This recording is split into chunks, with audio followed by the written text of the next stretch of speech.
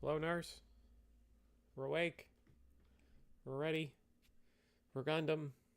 We'll have Eagles on in a second, I promise. Eagles, Eagle X, whatever. How's everybody?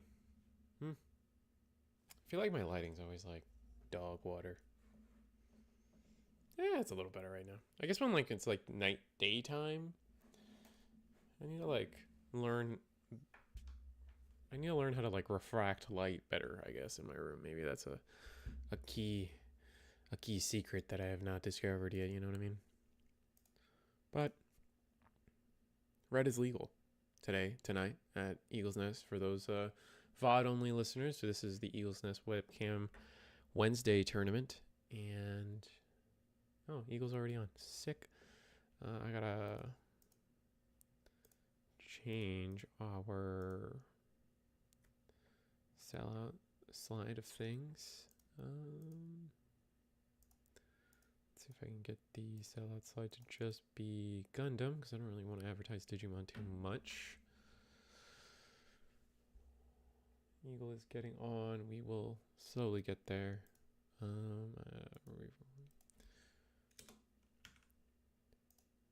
Hide that.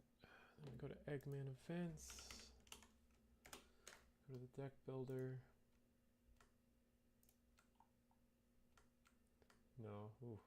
Went to Digimon out of habit. That's funny. There's Gundam deck builder. Let's put a card that's gonna show up like 10 million times. Where is good old, there we go, Ale Strike Gundam. Which is funny. I feel like as I've watched these tournaments, I feel like Ale Strike and like Perfect Strike ends up being more valuable than Ale Strike. Insert the let me in meme. Did I mess something up? Should be able to be in just fine. I see you, but I don't.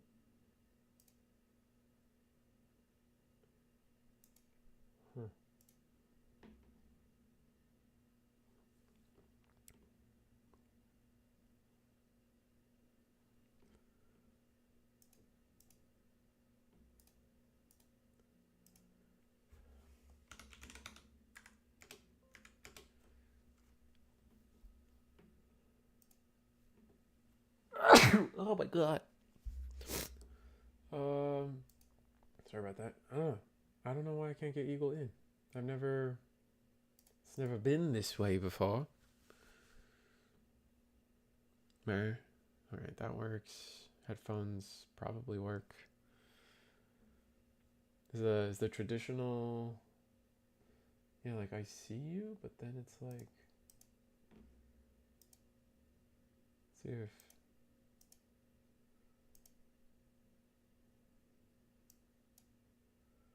highlight. Is there a setting that's been changed? Because I'm not getting your webcam at all, or your audio.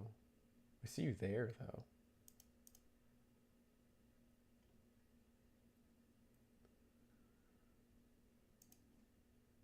Can you hear me? Is that a thing? Maybe I have to refresh. Reload. Maybe it's a me thing. Alright, well. Refreshing didn't really do what I wanted it to do. But try again, Eagle, to join. Let's see if I while we work out some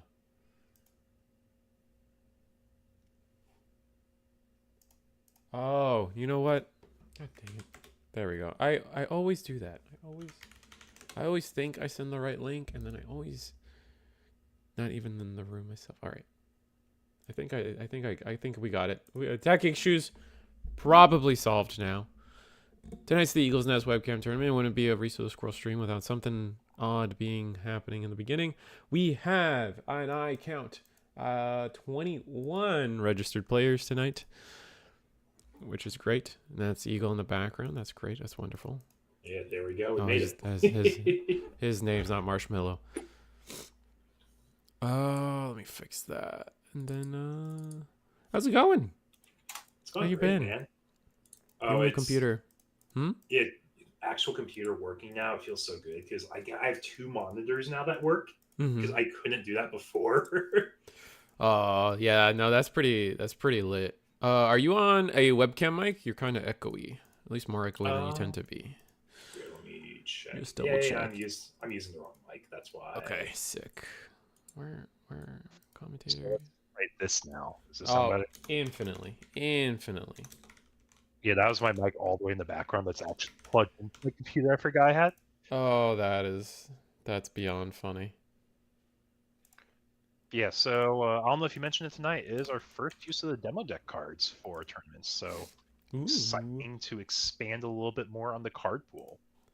Oh, yeah, it's all the red cards and I think like a couple green cards are also in that.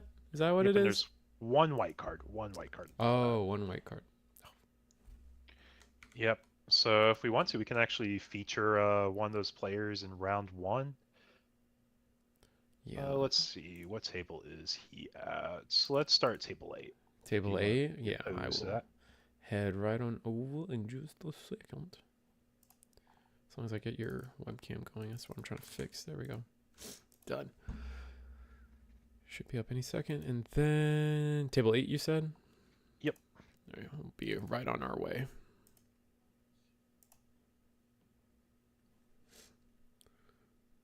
And we're still waiting for our second player, but I'll swap the screen over. So how do you feel about red in the demo deck? Like, you think red in the demo deck has done anything impactful to the landscape yet, or it's just fun to see maybe seeing some of these cards and seeing just a different color maybe work itself out?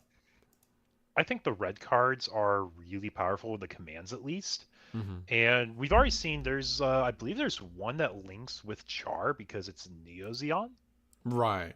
That's one of the biggest perks of it right now, but it is kind of Oh. an incomplete color. It doesn't really have full support. Obviously, it's meant to be used in a demo deck. Mm-hmm. Uh. Yeah, Yeah. it's the Gira Zula. It is Neo Zeon, and then you should be able to link with Char, because I believe he is Neo Zeon. Oh, he is Zeon, not Neo Zeon. My bad. So not even a link there. I thought it Oh. was. Maybe it's like a different timeline, Char. Because man, it gets real complicated with that homie if you go via the cannon. So Yeah, but green does get another Zaku 2, which is probably one of the other highlights. You have a level 2 1-drop. So you can be a little bit more efficient on the aggro decks. Mm-hmm. What about the command, the blue giant command? Is that anything gonna shake things up for green at all? Or probably not. Action: choose one friendly unit. It can't receive battle damage from an enemy unit with 2 or less power during this battle. Oh, and it's a pilot, so it's a modal pilot. Not. Yeah, bimodal card. I think it's pretty interesting. I can see it being used in green-white decks because like your goal is to like minimize damage on your breach units. Yeah. And then just be very aggressive the whole time. I wonder if that just like becomes the, because how many pilots have decks been running nowadays? So like what's the deck building ratios people have been going with? The ratios you typically see somewhere between like 8 and 12. It really depends on if you're using bimodal pilots or not, and then if you're playing an aggressive deck or if you're playing like a traditional curve out deck, like blue white's a traditional curve out deck. Okay. So that could be pretty close to both your pilots, and both pilots could theoretically be focused around just like limiting breach damage between Troa and most importantly, what's his name? Fangling. I can't remember his name. He's the one that does as long as you Chang Wu Fei, and then Shenlong is his Gundam. That's how I always Yeah, the Shenlong heavy arms I think is, or it's not the heavy arms, but yeah, I know what you're talking about. Mm-hmm. Just like the breach combo there. Looks like our second player isn't here yet, or are they? Oh, are they live streaming? Yeah, you have to click on one stream. Yeah, it is. Both players open up Demi Trainer for their first turn. Player going second opens up with a Rick Dom on their level 3 turn. They do have the coin, so they hit level 3 one turn sooner than our opponent did. But looks like we're tapping 2 resources right away on our white player side to play our first red card down of tonight. Ooh, Let me see if I can get that on screen for people. That's the the Gira Zulu, right? Yep, exactly. It is a little bit more attack oriented on stats, and it links with Neo Zeon traits. Which is really interesting because I feel like most cards tend to be HP statted. Like at least across the board, like the major things people play, it's either even or like tends to the HP. Like trading up tends to be really weird in this game so far. Maybe that's a hot take. Or maybe that's just a green thing. Green has more HP. No. Yeah. No. I would say a lot of these tend to be heavy-handed on HP. Yep. But yeah, so we're playing a pretty aggressive green-white deck here. We got Breach on our units. We're dropping Zaku 1s. So I'm going to make the assumption that the reason we're doing that is because we're going to be using the Kira pilot to basically minimize, like I was saying earlier, the damage we have on our units. Yeah, that makes sense.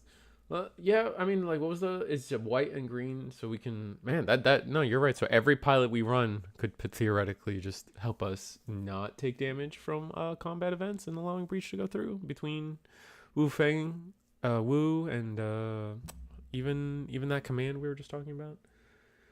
That kind of might be the thing that makes green a little more complete if they have a more consistent strategy in terms of not taking damage when they're trying to go for breach attacks.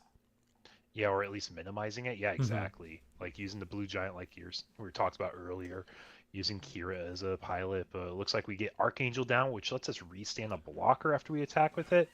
That's huge. Get the Suleta link here. Allowing us to reuse a resource, but I don't see us using one resource to end this turn out. Because it takes, Archangel takes 2 to restand a unit? Yeah, we could be trying to get one open for a command. I see that maybe being an option. And we're threatening 3 damage into the EX base, which is making it a little awkward if we're going to be blocking or not here. Right. We're just going to go ahead and take it because we want to block the bigger attack, I think is the idea. Pass and turn back over to our opponent here. Going up to level 5 now. Going to give us access to... I always forget what the level 5 walls are. I know level 4 is like the big power spike, and then next for green becomes 6. I don't actually memorize what the 5 power spike is for green. I guess the Vanilla Wing Gundam and Sandrock, but I feel like Sandrock doesn't get a lot of play right now. Yep. And it looks like we play St. Gabriel's Institute. This card, I think, is... I don't know if I've told the story on stream, but... Nope. When I was reading through the cards for St. Gabriel's, and I'm like, it's so weird. Like, you put a card on top and bottom, it's kind of like you scry 2 to put one of the cards you don't want at the bottom. Mm-hmm. And I was telling that to one of my friends, and I'm like, it's kind of weird. And he's like, well, it's just like replicating the scene where Hero tears up the invitation he gets for the party. I'm like, oh, that makes sense. You're tearing the envelope, and it's like that's why one half's one way, the other half's the other way. Funny enough, like across Bandai card games, especially when you're looking at cards, top 2, top 3, it's usually an all or nothing scenario. So even there, it's like unique for a Bandai card game to like even have something that's looking at the top of your deck and then allowing you to split them up. Mm-hmm. Yeah, that is also true because I know there's like I don't think there's any effects in Digimon that let you do a partial split. No, and I don't think One Piece either, is there? No, there's not, unless you count if you shuffle cards. Yeah. But I don't think I'd count that.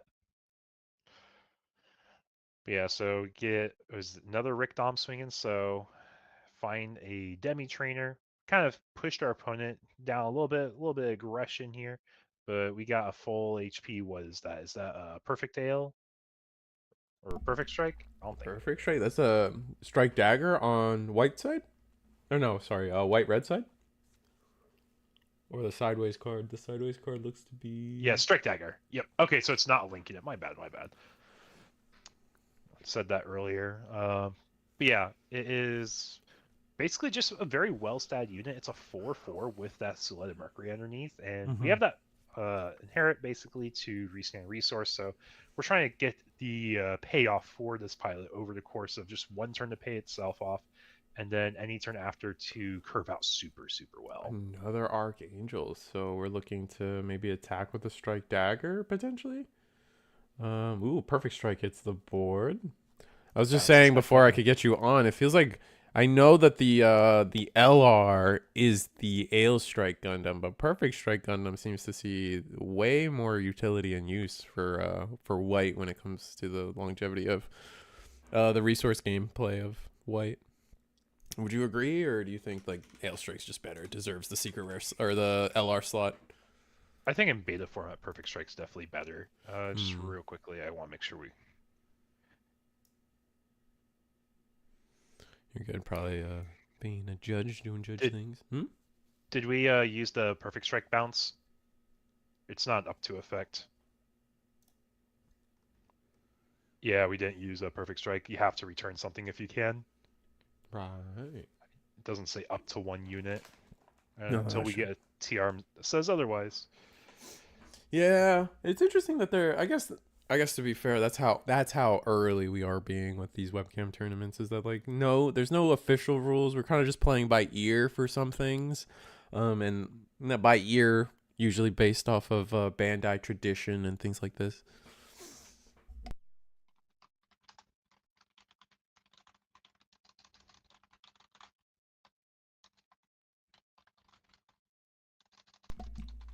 Is there even an official rulings collection for Bandai yet on the Gundam card game?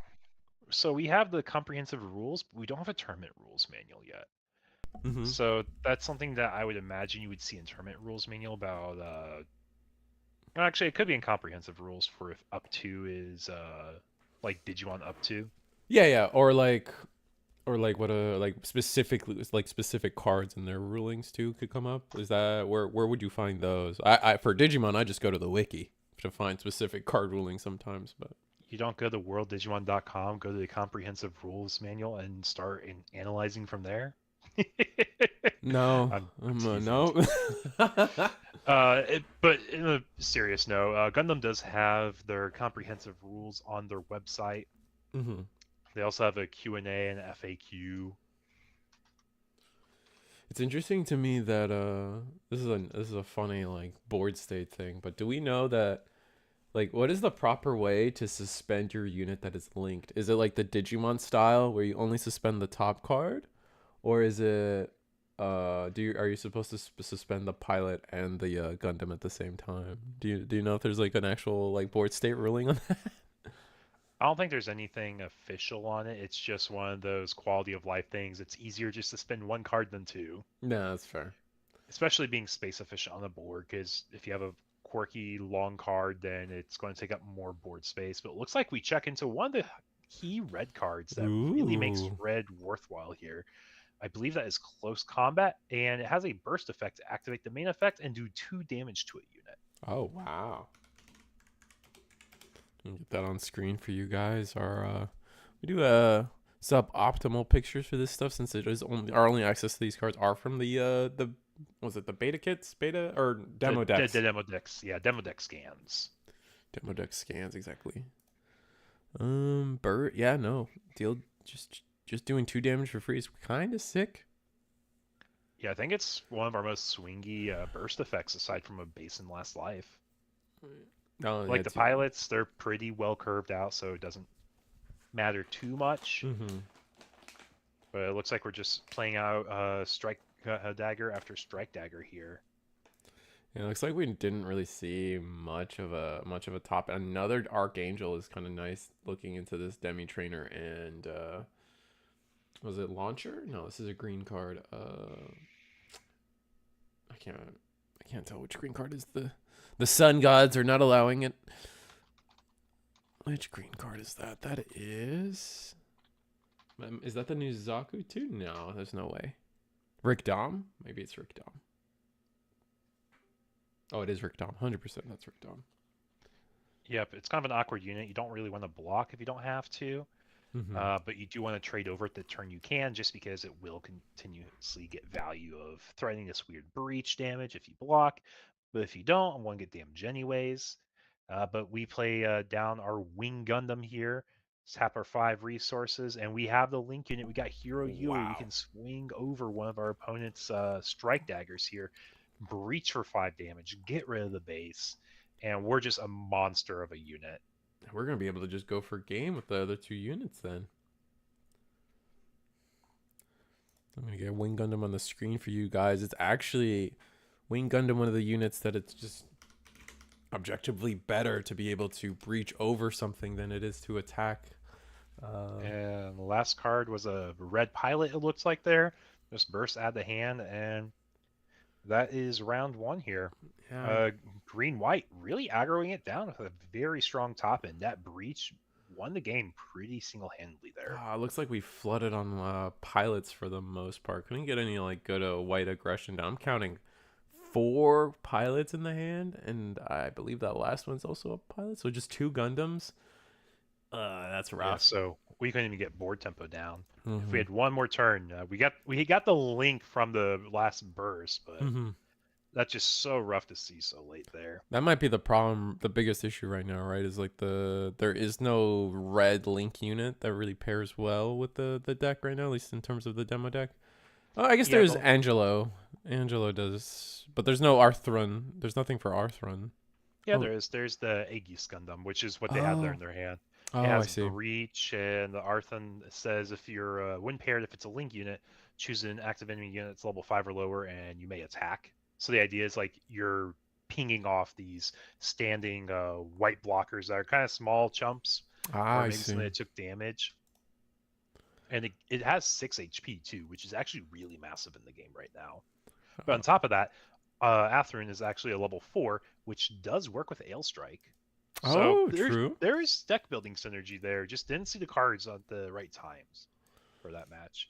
Oh, unfortunate. All right, we can top to another table. I think we got plenty of time in this round. We can go to table what? Sure, works with me. Let's see if I can change the. Oh no, gotta change the tables.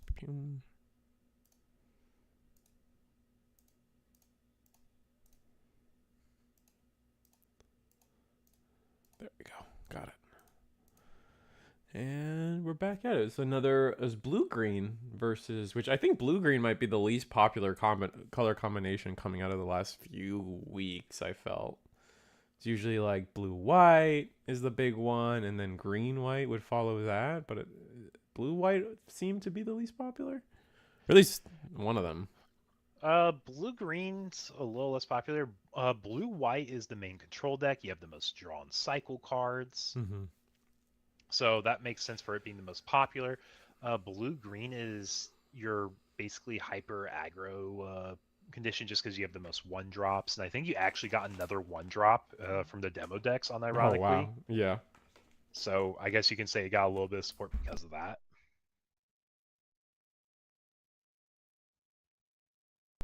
Trying to find that 1-drop now.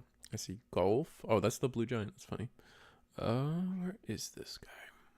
Yeah, we're going against blue-white here. It looks like they have 2 blockers, 1 life. We have 3 attacks, so we're just awkwardly short of a lethal damage range here. So we're really hoping for like some top deck draw 2s. But it looks like it's intercept orders. Do we get a rest a unit? Yeah, we get a rest a unit. We have a chance to go for game here. So we're going to swing first with the Zaku 2, 3 damage here. We take the block right away. We do have 1 resource up. 1 resource up means there is a chance we can bounce a unit. So we attack with the smallest guy first, which makes sense. But I felt like that's the place where if you can, you have to bounce the unit. But just barely seeing the end of the game there. Win for game with the Gundam. Top deck intercept orders for game, though.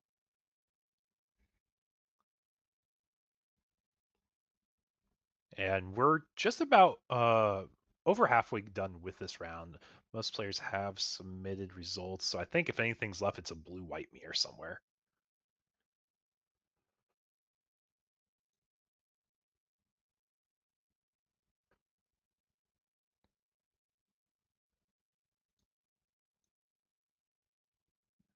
Are you there still, Risu? I can't hear you if you are. Oh, no, I had my mic muted. Yeah. I think we can just head over to table 5 or 6. Yeah, let's go ahead and hop over. Let's see. And yeah, you'd be right. It looks like it's a blue-white mirror.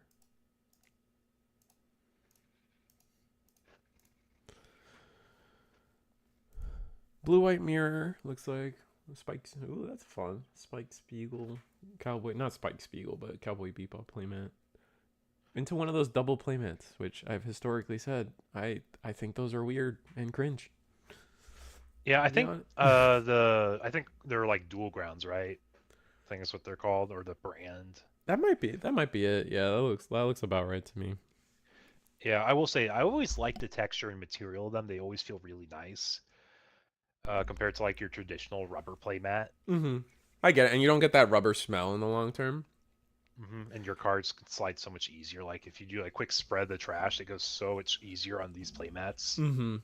Just the thing I'll never get over is since they're 2-player mats, if you're like in person, you have to play against another person and you have to fold it, and then you have that weird bulge at the top of your playmat, which is like where like traditionally the most action on the most important part of your playmat is that Especially for meetup Digi. point. Yeah, especially for Digi.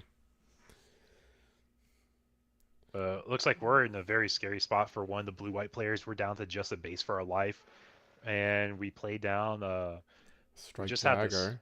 Strike Dagger. I promise I will learn this card. No, same. Like, I still struggle with a lot of these cards.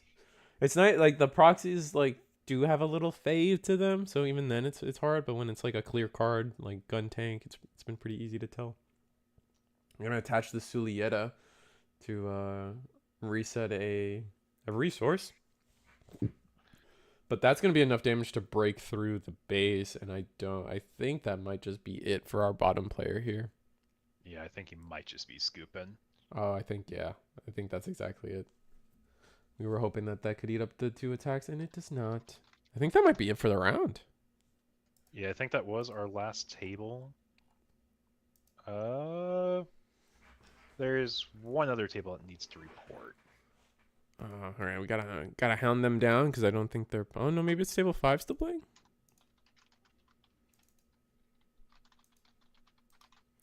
Let's see.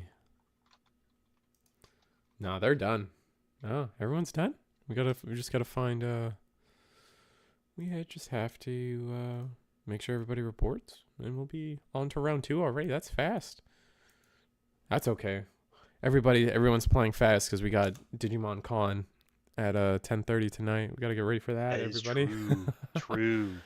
Yeah, is it 10 o'clock Central or Eastern? I think it's 10:30 Eastern. At least that's the verbiage people have been telling me. But those are people from other time zones as well. So it's like maybe they were speaking in their time zone. It's hard to. Yeah, I will say I do have one speculation for tonight. We did not see all 12 cards in that golden box pre-order goes live tonight. Right. My speculation is they show off the other 6 tonight.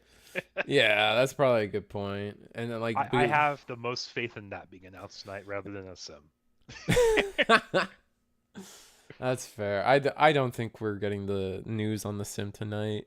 Or whatever it could be. Like I think it's gonna be a Digimon Light if anything. But in traditional Japanese content fashion, I think they're going to announce an announcement trailer or something. Like we're not gonna learn anything real for months. But it should be exciting. And then but Gundam. What's the leak schedule for the Gundam cards? Like I know the Gundam card game comes out in the summer or late spring, right? So when do we start finding out what the rest of the set is being leaked? Because the only leaks we've gotten are air quotes leaks are the demo decks, right? Yeah, demo decks, and then the one random Sinanju that was like kind of shown earlier. Mm-hmm.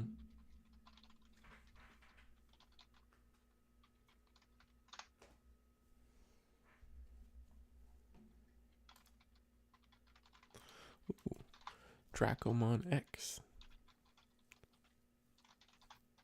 Oh, he looks so cool.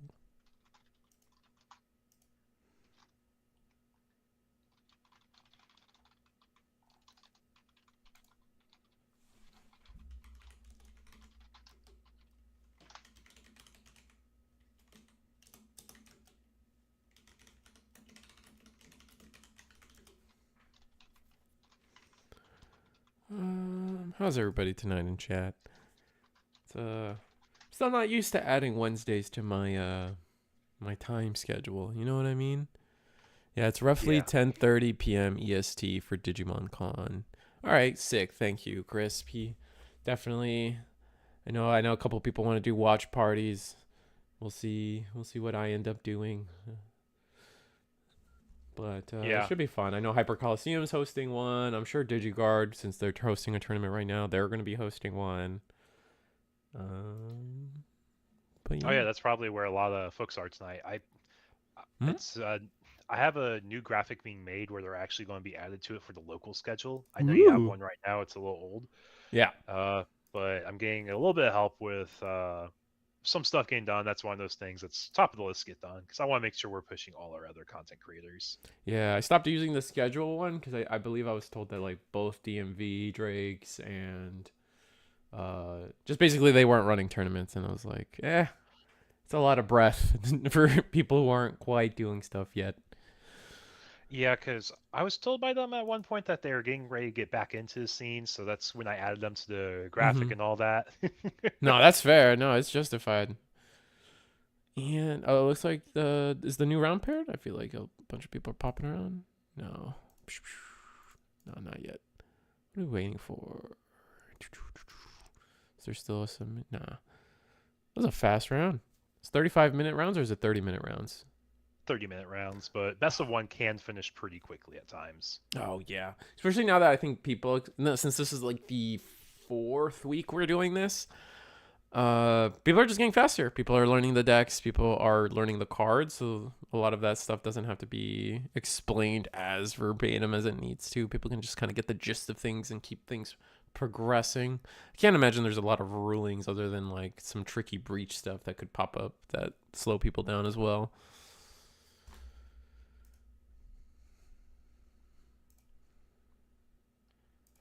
Yeah. But yeah, we have all our results in round one. I will say, sadly, none of the red decks won their round one.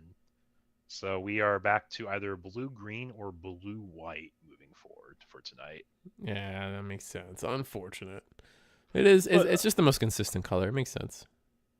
Yeah, but we do have a good amount of white-green splashed in tonight, which is a little different. Mm-hmm. White-green, blue-green. We have every color combination actually present tonight.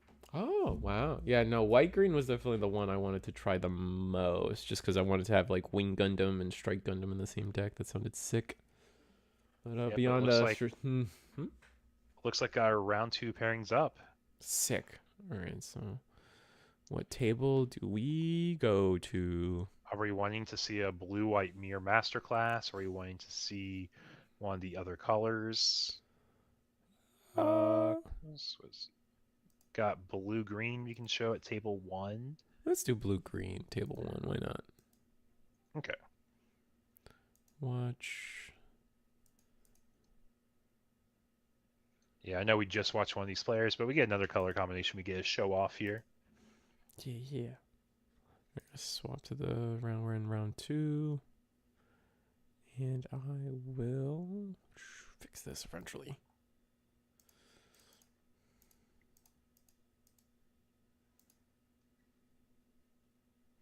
Oh, why is it not? Oh. There we go. It's a cool playmat, though. Have you played the Final Fantasy card game at all? I haven't, but the one thing with Final Fantasy card game, I have a friend super into card games. Every single year, I get him a card game for Christmas that he's never heard of or played. So, like, this year I got him Redikai. Last year I got him MetaZoo. The year before that, I'm trying to remember what I got. I got him something else. Oh, I got him the Mega Man Battle NT Warrior card game. Oh, that's funny. He loves learning new games. But, I got him Battlespheres one year also, just because he never played it. But I asked him about Final Fantasy, and he said it is the one card game he just has never liked in his life. Wow. So because of that, I never tried it. Oh, that's so funny. But I do like some of the characters in the IP. Because I played some of the Final Fantasy games growing up. Red. I called it. Yeah, I think there's just that we tried to show red and it was the first match of the night. There's no one else on red tonight, right, Eagle? One other person's on red tonight. Oh, okay. We can try hopping to it after this game because I think there's a chance this is a pretty quick game, just with the nature of blue-green being the aggro color combination right now. Yeah, that makes sense. All right, so But it would be table 8 is our other red color we have tonight. got it. Yeah, for anyone joining the stream tonight, welcome. Hope you guys are enjoying it. I know Gundam's pretty quick compared to Digimon, which is a very nice change of pace after we do these like 5-hour grind nights of Oh my god. almost complete brackets, but we have 2 undefeated. Yeah.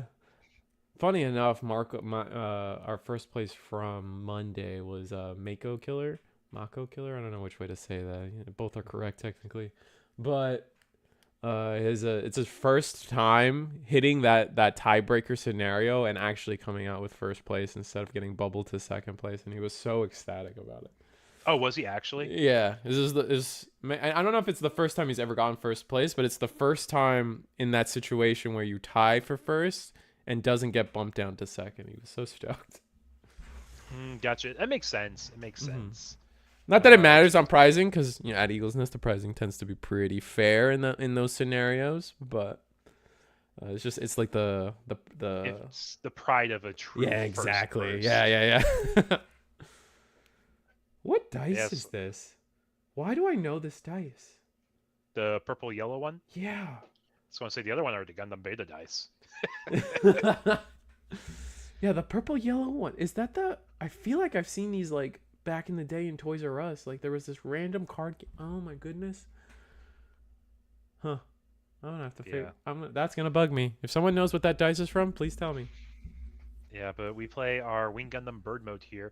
Get a ramp up a resource. As soon as you get your first ramp, you're pretty good. You don't need a ramp anymore with how the level 6 is the cap in the game right now in beta format. Beta demo. I don't know what should we be calling the beta demo format? Beta 1.5. Yeah, I don't know. Beta plus. Beta plus. Yeah, I guess so. Yeah. Or you just say demo format, right? Because now we're in the demo era instead of beta era. Everyone understands that we have the beta set included. It could be. I don't know. It's hard to tell. I think.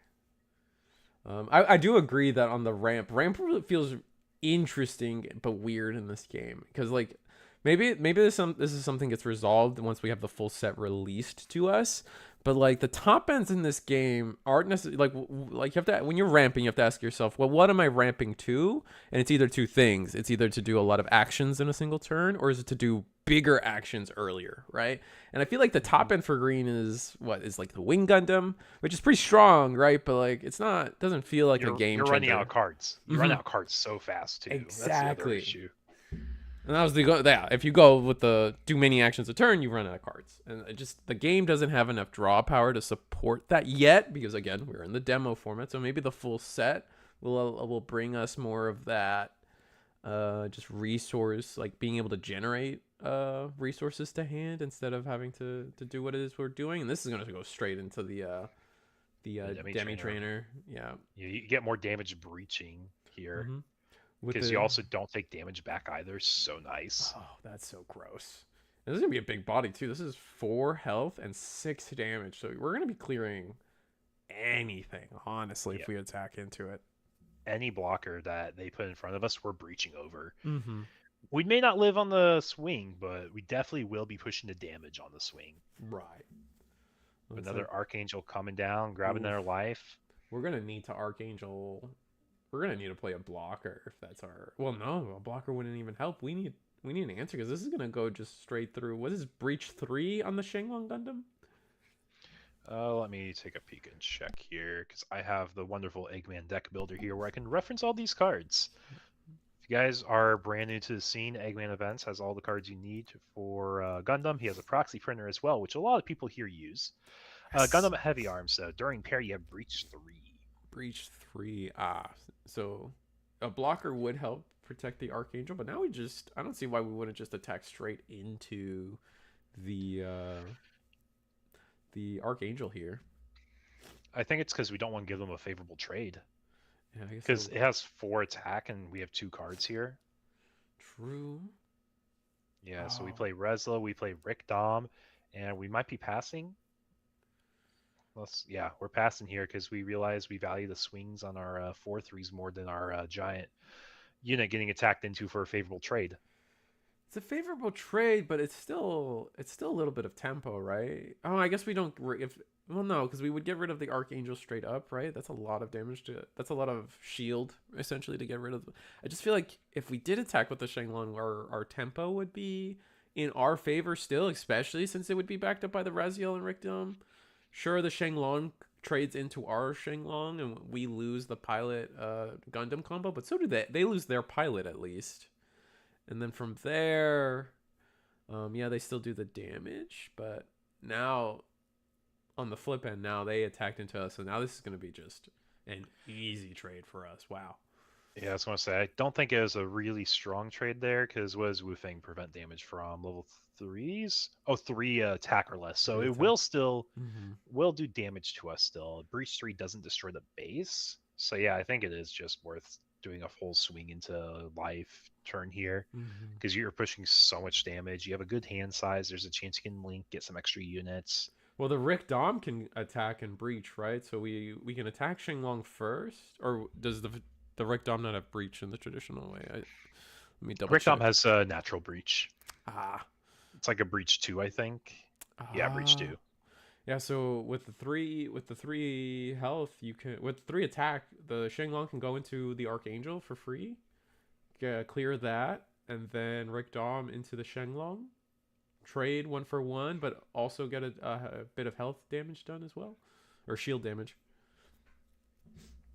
Yeah, we put the GM down here. I think there's a chance that we are just going to go for a 1-turn kill rather than giving our opponent a chance to get resources. We're going to basically threaten a full board of units. Oh, intercept orders. We saw this card come into play the last game here. Tap down their Rick Dom. Now we can swing over breach damage. Oh, wow. And we don't receive damage in return because he is level 3 or lower, but he is going to go ahead and use Witch and the Bride during the command window in response here. Oh, wow. And it's going to be bouncing that unit to hand. The pilot follows with it. Very, very good use of these standing resources. Wow, and now we can't even end our turn with the Shenlong into the Wu Chang, the Wang, Wu, yeah, Chang, Wu Fei. Oh my God, we'll get there. Chang, Wu Fei. Yeah, but we can link again. Yes, we do have the link ready in our hand, but we did not want to give them the advantage of these really powerful trades. Oh. So this will attack into the Shenlong, which will do 3 Rick damage. Yeah, so we're positive board tempo, but now we have to spend the resources to play our units down again, which that's exactly what we're doing. Shenlong's coming right down. We know we have the pilot in hand, so it's not as scary. Or it is just as scary, sorry, as it was before. And then I think the Raziel should just attack, clear the base. Or maybe we should trade the Rick Dom, force our opponent to do something. Yeah, looks like it's just a pass. We're acknowledging that we want to be more damage efficient before we commit a swing. Okay. So we may want to try getting a breach 3 because we do have the Chang in hand, so we can guarantee the breach 3 on the Shenlong Gundam. Right.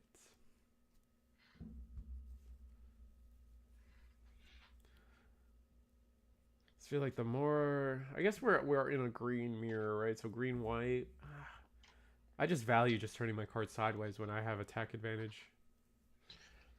Yeah, and that's fair. But I think the idea, like I was saying earlier, is that we're fighting for the board, and after we fight for the board, we're going to be building up our board to go for a 1-turn kill, just because there's less of a chance our opponent will be able to kill us all at once. Oh, those dice are sick. What are those? I think we're asking, hey, how much attack do you have, just to make it a little bit more visible, because numbers are a little small. It's hard to read it upside down and backwards. Yeah. So just doing a great job illustrating it there. Yeah, because we got that Kira unit, like we were talking about earlier. The idea is you want to be able to do as many value trades as possible. And Kira definitely helps us do it, especially with Breach. But we're not going to be able to trigger Breach unless we get a suspension or a Yeah, resting effect. We got the Wing Gundam down. Can attack into unrested units, but do we have the link pair hero? No, we don't. no, just Okay. double Kira, but we're going for Kira Breach. So we're basically saying, hey, you could turn your card sideways, but it's going to work in my favor, man. That's true. We're going to attack. It just find a unit there, and it's going to be a turn pass. Wing Gundam's massive, and Kira giving effectively 2 extra HP every attack is really nice. Yeah. What are we going to do as the green blue here? I think we're kind of what do I fear. Now we're slowly losing the grind game due to them, our opponent having this like the better top end on board now. Potentially we could these swings could have been a little better in our favor, but maybe we haven't seen our own base yet. Maybe we get into a base, draw that card, get some extra card cycle. With seven resources, we can still do a lot. We know we have the pilot, so we see another Shen Long draw. This turn could be really powerful. Yeah, it's just kind of a weird spot here. It's like, okay, what's our efficient swings? And looks like we are committing the swing here. I think we have Breach. Yeah, that's just natural Breach. So we're going to be finishing off the Archangel. Archangel will be finished. So was it really worth linking the unit there? Or pairing the unit there the last turn? I don't think it did anything to help us out besides force them to swing into us. Yeah, it gave us essentially a 2-for-1. And we lost a life in that exchange. 2 damage into the base. It's just a demi trainer. Yeah, I think this is the full turn card sideways turn now. Yeah. The only resource you're really scared of giving them is pilot. Yeah, pilot or base. Exactly that. Wu Fei to hand. We've seen how powerful that card can be. But as long as we're able to just put a card or two down, we know one card in our hand is the pilot. So it just depends on where the rest of this goes. We haven't seen an overflowing affection yet, or a show of resolve yet. Ooh, Gundam into Amuro Ray, and we're just gonna attack into shields with this combo. Yeah, we said we're pushing life down. You can't tap it down because it has more than 5 HP. Yeah, it's one of the few units that can't be tapped down, especially with the Kira. Yeah. Another Witch in the Bride. It does not go to hand. It is activate. Yeah, we're rereading it. Pretty sure it's activate. It's a main. Yeah, let me see if I can get that on the screen. Burst activate this card's main, which is the bouncy unit. So it's either do that or it trashes. With 5 or less HP, which would be any card here, we could get rid of the Gundam, but I don't know if that's what we want to do. It's the biggest thing in hand, so it makes sense too. Or on the board, so it would make sense in that regard. Maybe it's like the hardest unit to answer. Maybe, but there's also the flip side of like now they just have that link pair again, right? Yeah, we know they have it. Can't really play around it. We can't set up a blocker because they're going to be able to pretty much tap them all down. So it has to be a combination of Ale Strike. If we play our base, we add the life to hand. Demi Trainer. First unit comes down, so that's going to be an Amuro tapped unit here. For 3, we're playing Shenlong, linking it with the Wu Fei. Was that the one bounced? Or is the other side? Is the other side had bounced? It was the other side, but we do have the link pair now to instantly attack this turn, which is pretty strong. Another Archangel is crazy too, by the way. Like, our opponent has seen no bases to help cycle her hand, and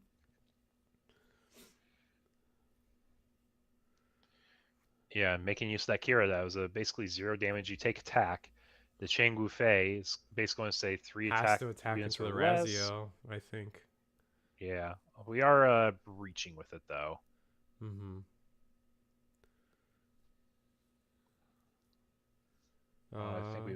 Yeah, we're getting Yeah, the we're getting breach. there. Yeah. Ooh, Yeah, sure. rip. Card we wish had a burst effect to add the God hand at dang, least. if only. Imagine if that card had burst, just draw 2, activate main. That'd be so crazy. And That then would we're be seeing crazy. intercept orders at the end of the turn command step here. Going to be tapping a unit here. Which would be the demi trainer, or Yep, is that the strike? Is that a no? That's it's a demi Demi trainer. Trainer. Yeah. Yeah, making use of that end of turn command window, something we haven't really seen players utilize yet, but this is definitely the strongest option we have at this time, besides maybe the close combat now. Mm-hmm. But I you have to mean, run red and you have to give up a lot of cards. is there a world where we have double rush for game essentially, or double link pair for game? We know we have the Amuro Ray and Gundam. Yeah. That is just something we have. We also know we have the Wu Fei in hand. So just up to do we have the second Shenlong Gundam? I guess it's a little redundant to use the intercept order since we have Amuro here, which gets the same thing done. Oh, true. That's a little Got unfortunate. Zaku too. Yeah, I think we're just going to put it on our opponent to. Well, we could be trading. Are we trading? We do have the link, or we do have a unit paired, so the Gundam's extra attack will be granted to the board during the player's turn. Yeah, it kind of does feel like we wasted the intercept orders a little bit, especially since we had this Amuro Ray Gundam pairing as is.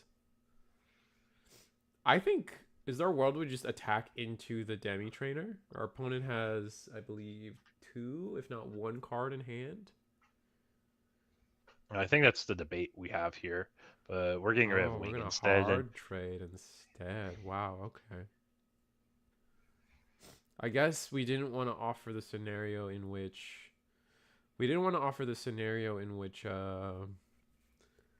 their Wing Gundam attacks into our Zaku 2, and then we have to trade again into the Wing Gundam.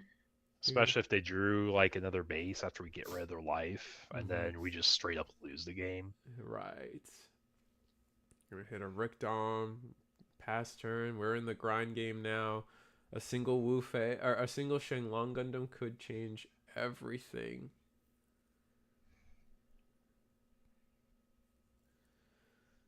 I mean, we might have passed turn after playing that unit. Then I think we did actually. Yeah. So for 3, we have it. Oh, now we wow. got the pair. So now you attack. Either breaches or gets rid of the base. You should block here because you reduce the damage. It breaches. We don't take damage back, and then we'll swing into the base, get rid of the base. We don't have game here. Letting him, or we're acknowledging that we can just not do the attack here. Yeah. That's fine. Yeah, because we're just going to save the swing for next turn. Hopefully, it's not another base they can replace their base with. Exactly. 2 cards in hand for our green-white player here at the top of the screen. It's going to be a our own Chang over here. Sadly, we're not getting the full value, but we're just trading unit for unit. We still breach, even though we're not living. Breach is powerful enough where we can still use it here. And 1 card in hand. I'm curious if that's like another Witch and the Bride to save us from losing.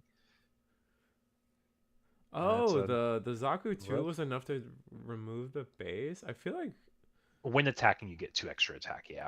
I feel like the Zaku 2 should have just attacked last turn then, and we're gonna play a Zaku 2 of our own, and I think that's just green blue taking it here, probably more than likely. Attack Zaku 2. Don't see what we could have, and yeah, blue green takes it. We drew the Amuro Ray just in case there was another blocker to tap down. Yeah. Table 8's wrapped up. That's the other red players. So we're either seeing blue-green, white-blue, white-green in some combination. Yeah, then in that case, we'll just go down to table 2 and see what we get. And it looks like it is a blue-white mirror here. So it makes sense why they're still in game. Yeah. one of them has an Archangel 2 life, the other one has an Archangel no life, so it was definitely pushed really hard down. All right, so oof. But our board states are pretty similar with the double perfect strikes. One perfect strike does trade into the strike launcher Gundam. And then we got the Kira with the gun tank MVP. Gave him a little extra attack and way to reduce damage, so we're getting rid of that token there. So we've had a white base down. We've got pretty much everything. We're level 10 on both sides, so we have definitely grinded out this matchup. We have one card in hand. I think it's really just, have you seen show resolve to draw cards? Where do you value the trades or swings? Because a 3-attack gun tank is so hard to deal with here. Yes, absolutely. Only one card in hand too for our Digimon mat. Oh, we pass. Yeah, if we're not winning the game, let's not turn the card sideways, because I think we want to try guaranteeing game if we can. But I think launcher. That's a blocker. If we have an Amuro and we get another unit, we could be in an okay spot. Ideally, we top deck another Gundam though. I think everything just goes sideways on the Cowboy Bebop side of things. We don't go by the players' tags; we go by their playmats. Yeah. Digimon versus Cowboy Bebop, the real anime clash. Yeah, dude, isn't this? They got a card game for that eventually, right? What was it called? Universes? Universes? One of them. I don't know. I'm joking. Universes has got some cool IPs coming up. I'm excited for Rurouni Kenshin and Yu Yu Hakusho. Those two sound pretty fun.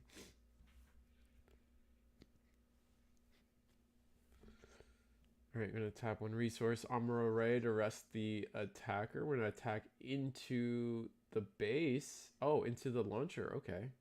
Yeah, makes sense. Play Raziel. Repair 2. Oh. That's pretty powerful. That might actually put the Digimon map player in the lead here.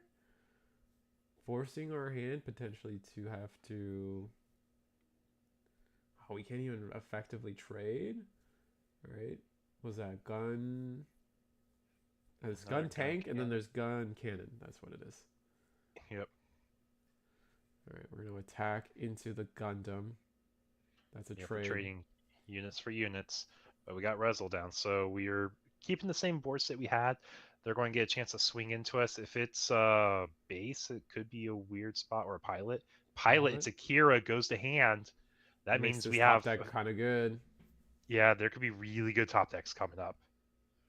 Gun tank can't, or gun cannon can't attack. So here we go. What does Raziel do? Is it another trade? Another attempt for another 2-for-1? But then we're sitting pretty on this Archangel for sure. Oh, we're just gonna commit the pilot to the Raziel? I think we're debating a trade again. Yeah, I think it's just like, hey, if you have a link unit, you have a link unit. I can't win game right now, so I might as well trade for board. Yeah, no, the board trade works here because the gun cannon, we know like a link pair on either end is gonna win the game. Yeah, it's a really close grind. We're going back and forth. We've seen where one side's been able to push a lot more damage. The other side has had to really fight and claw back in these turns. And like you're saying, if we have a link, we got a link, but we got Sulieta here, so we're going to attack. Wow. That's a straight trade. Do we draw a Gundam at least? We have 3 cards in hand actually from this Cowboy Bebop. Oh, that's probably backbreaking. If we see a show resolve, it makes a really big difference, though. That's true. And I see 2. That's a Rezel. Then I think it's just debate if we have a reason to use our last card in hand. We don't know what it is yet. I think it might be a base, and we're just waiting for them to do a swing, and then we get an extra life. Nope, it's a Suleta, and we're just going to pass. Say it's going to be a little harder to interact with my guy standing here.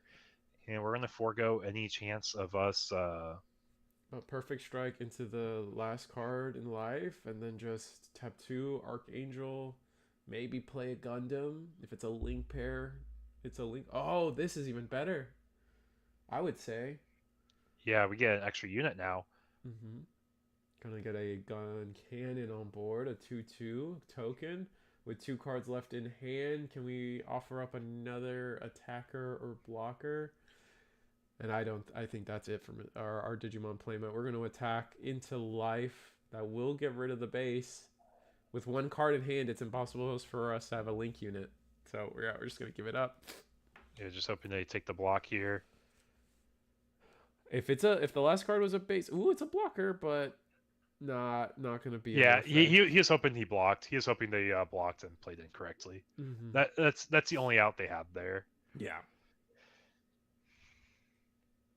Yeah, no, that was cool. Trying to play to our outs. Our opponent didn't misplay, and then that's it. Yeah, it's just gonna be 2 attacks. That's all we need. That's all we needed. Is there anyone still playing? Probably not. Yeah, no, this was the last table, so we're gonna go to round 3 here pretty quick. It's gonna be a fast night. How many rounds? 4? 2, 4, 8, 16. No, Got 5 undefeated still. So there's a chance that we end in another 2 rounds, but I think we're expecting probably 3. gonna go to 5. Yeah. Yeah. Fair enough. On a different side of the world, we got a Demon Slayer collab in Maple Story, and it's very exciting. I'm excited. Anyone? What is everyone playing out there? I know there's Monster Hunter Worlds came out. I think that's the biggest thing. That was probably the biggest thing on everyone's mind is Monster Hunter Worlds. If that's been your guys' cup of tea, I think nothing else has really come out in the last couple weeks. Yeah, I think that's what a lot of my friends are on still. Let's see. Oh, Repo. Repo's a big one. I think that's like the new just social game. Everyone's just kind of freaking out or laughing their butts off playing. Kind of like a Lethal Company-esque game. Can't say I've heard of that one myself. It is what it is. What else? Yeah. That's it. Catching up with chat though, just saying, yeah, definitely would settle for a burst draw 1 card on show resolve. That's true. That would probably be a very overtuned card. Like, it just has so much advantage everywhere it is. You have 0 reason not to run it. It's like the Hammer Spark of Gundam, where the value of 1 card's going to be so crazy long run. I can see them hitting it. Like, power creep's so crazy, we can't let you have Pot of Greeds in this game. Well, especially since the resource towards the end of the game is so it gets so grinded. We've saw it back-to-back games now. Sure, people are playing top decks. Really, it's gonna be really interesting to see if there's any change in the future to how decks are built, and try to maybe potentially try to get more resource or a more resource heavy engines into the different colors or something. But yeah, that said, you guys are watching the Eagles Nest weekly war tournament, webcam war tournament every Wednesday at 8 p.m. Eastern. Join the Discord. Links for everything we do at Eagles Nest are in the description below. You'll see the little link for this week's Gundam event, but you'll also get to see all the links we have coming up for all the Digimon events we also host here at Eagles Nest. That being said, let me get the screen for the war tournament, because I know that round 3 has been paired, but we do host this tournament every Wednesday at 8 p.m. Eastern, 7 p.m. Central.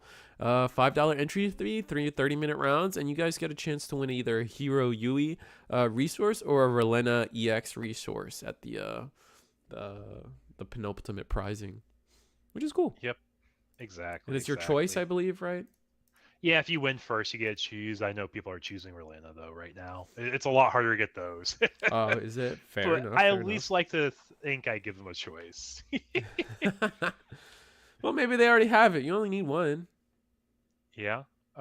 So I say let's go ahead and hop at table 3. I think I actually missed a red player. Oh, okay. All right. Sick. I know people were asking for red a second ago, so let's hop over. Yeah, I skimmed through and I think I missed one.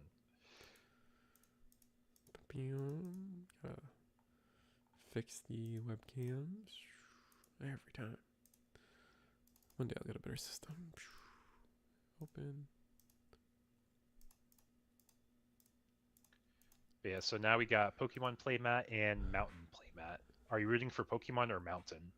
What's that one? What's that one artist where he's like painting happy little trees and he's got the fro? Bob Ross. Bob Ross. All right, we got Bob Ross versus Vulpix.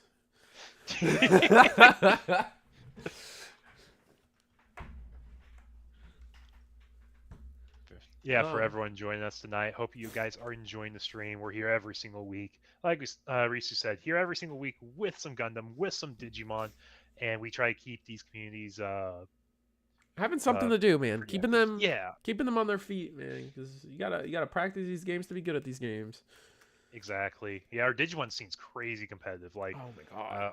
Like if you look at the people that play in our events and you ask them how many of them have top 16 a regional, I think most people can tell you they top 16 a regional and they played at Nats. Yeah. And that's just so crazy to me. One of them was second at Nats. Oh yeah, at the was it the Latin American Nats?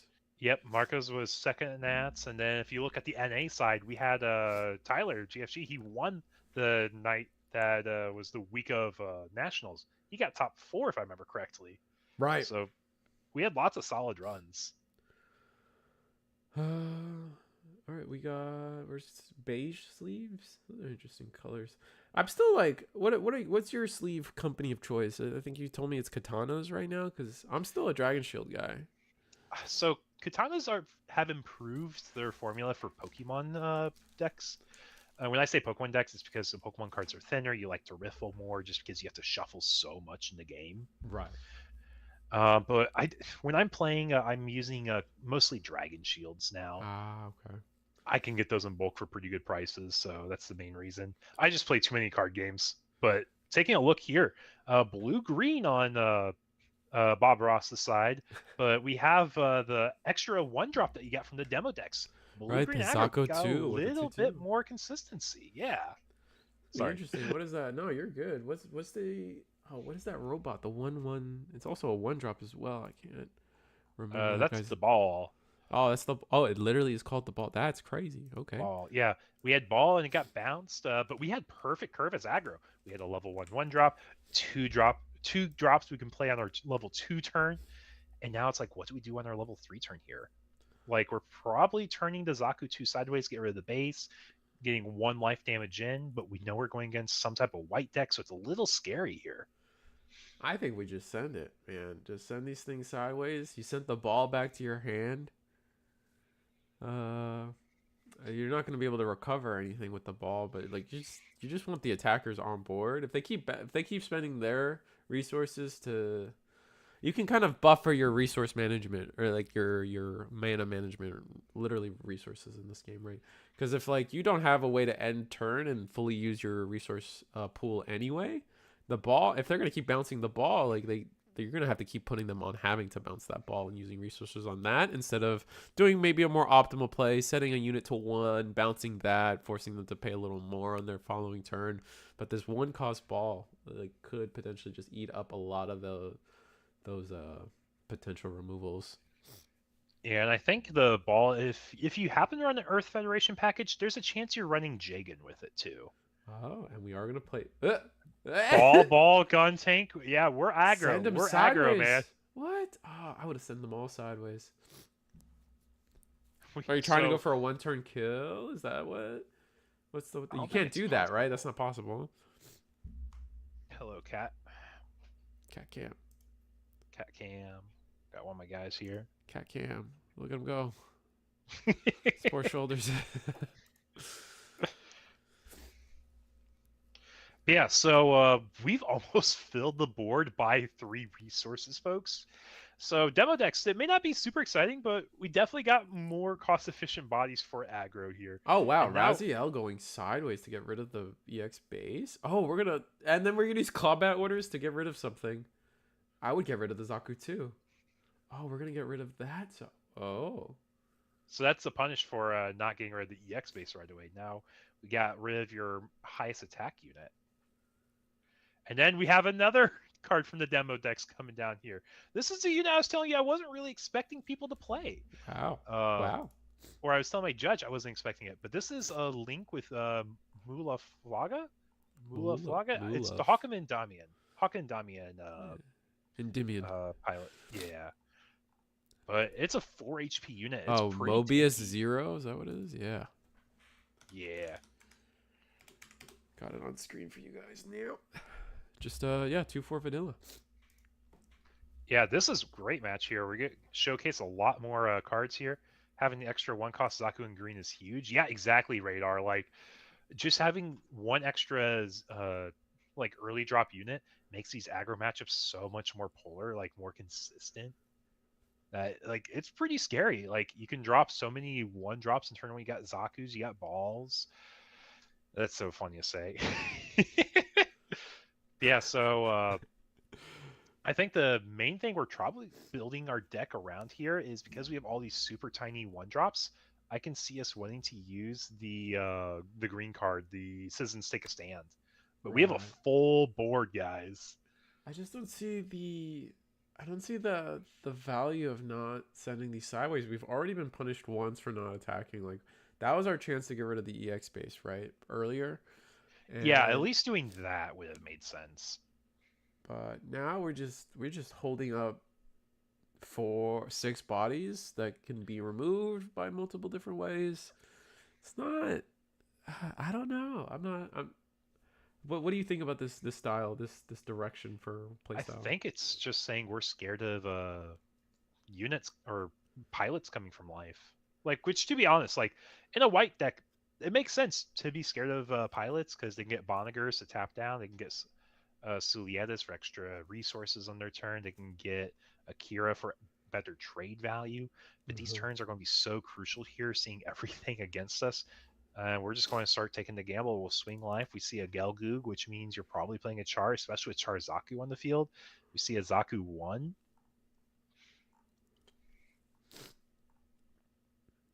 And we're gonna see another combat orders getting rid of another 2-drop. Yeah, definitely one of the best removals. We get another one of the Mobiuses here. But this is the exciting part to see. We get to see people use new cards. They're doing well with them also. I believe our undefeated is the red-white right now. We can see Yeah, why. Volcaeus is our undefeated. Levi is the Down pair. the person being paired up. Yeah, so it is a down pair set. It is a down pair set. It just looks like, it just feels like red white here has got all the advantage. Just because we're not choosing to go sideways, like, Citizens Take a Stand. Oh, we were hoping for a big turn. Oh, okay. Any bases in life, they're not going to live now, and any blockers that could have existed don't matter. Yeah, we're pumping our board here, and it's going to be a massive swing. Right. I mean, no blockers on the other side. Do we start trying? Are we considering trading away the board into one of these 2 attacking units could attack into the Endymion or the Mobius 0. One can get rid of one of the balls can get rid of the Durabald. I just don't think you have a reason to trade here. I think you just punch it all face. Like you were saying, like, we have a chance to remove all but one or all but 2 shields here. Mm-hmm.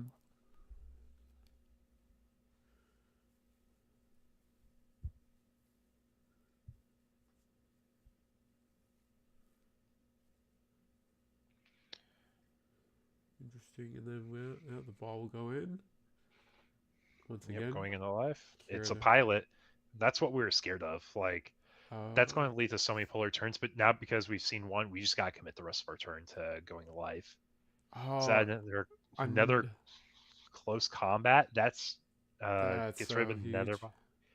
And maybe that was the thing we were taking into consideration. We know they're red. They have scarier triggers.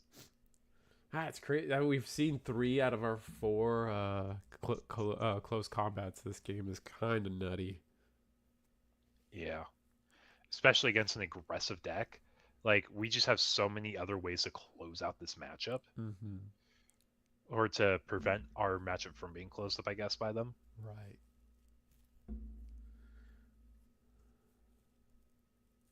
And that's like, got this ball. Is it good to value trade now?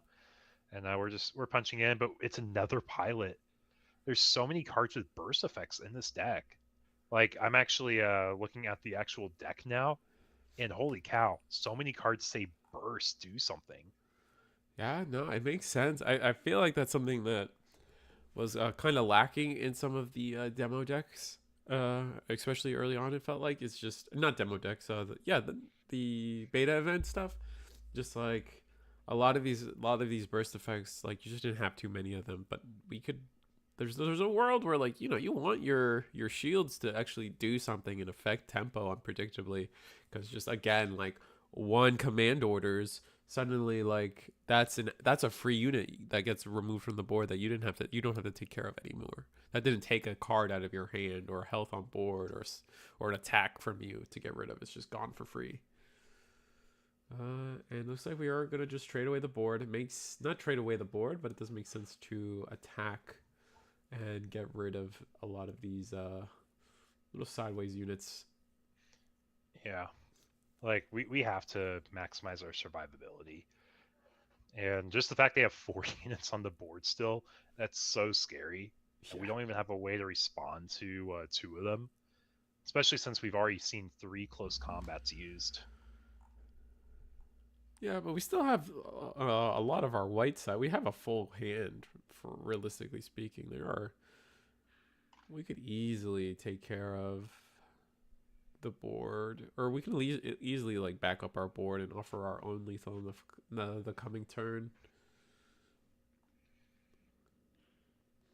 This Duraball does have to attack into one of the units though. Oh, we're another. This is the Xian. Oh, with the link pair as well. This is the Aegis Gundam MA mode versus with the Arthron. We were talking about this earlier. Arthron hits the board. Does have Breach, which will do damage and do double duty for us. Off now, we do have lethal on board with these 4 attacks potentially. So our little low to the ground rush deck does have to consider this going forward. If this unit, now let's go through Arthron real quick. When paired, if this is a link unit during this turn, it may choose an active enemy unit that is level 5 or lower as its attack target. Okay, well, doesn't quite matter.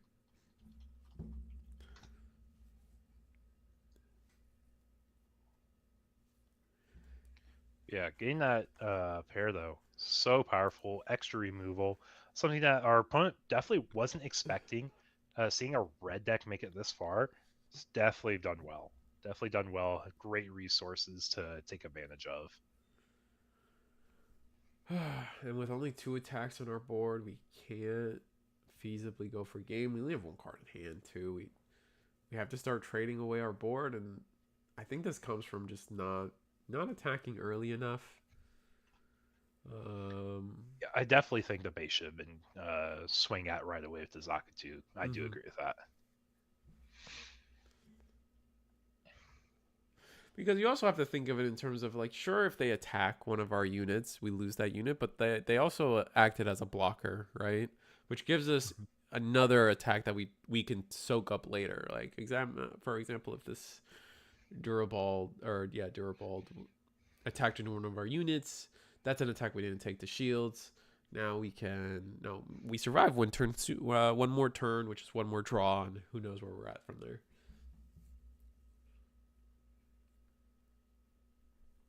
We're just gonna play the Zakutu. Yeah, had to soak up as much damage as we could so we don't get lethal in reverse. Like, that's why we did the 1 trade we did. Yeah. Hopefully, I guess we're hoping that something happens in shields, but it probably won't realistically.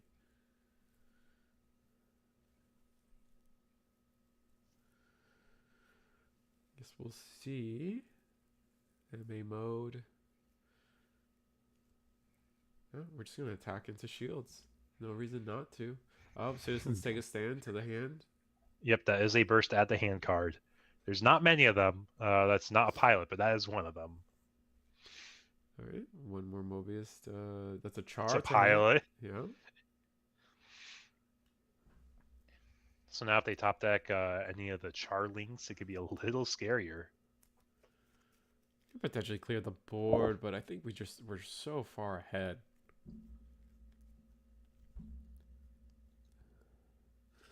Gonna attack into the life. Have all the life will be removed, forcing our opponent to either clear the board.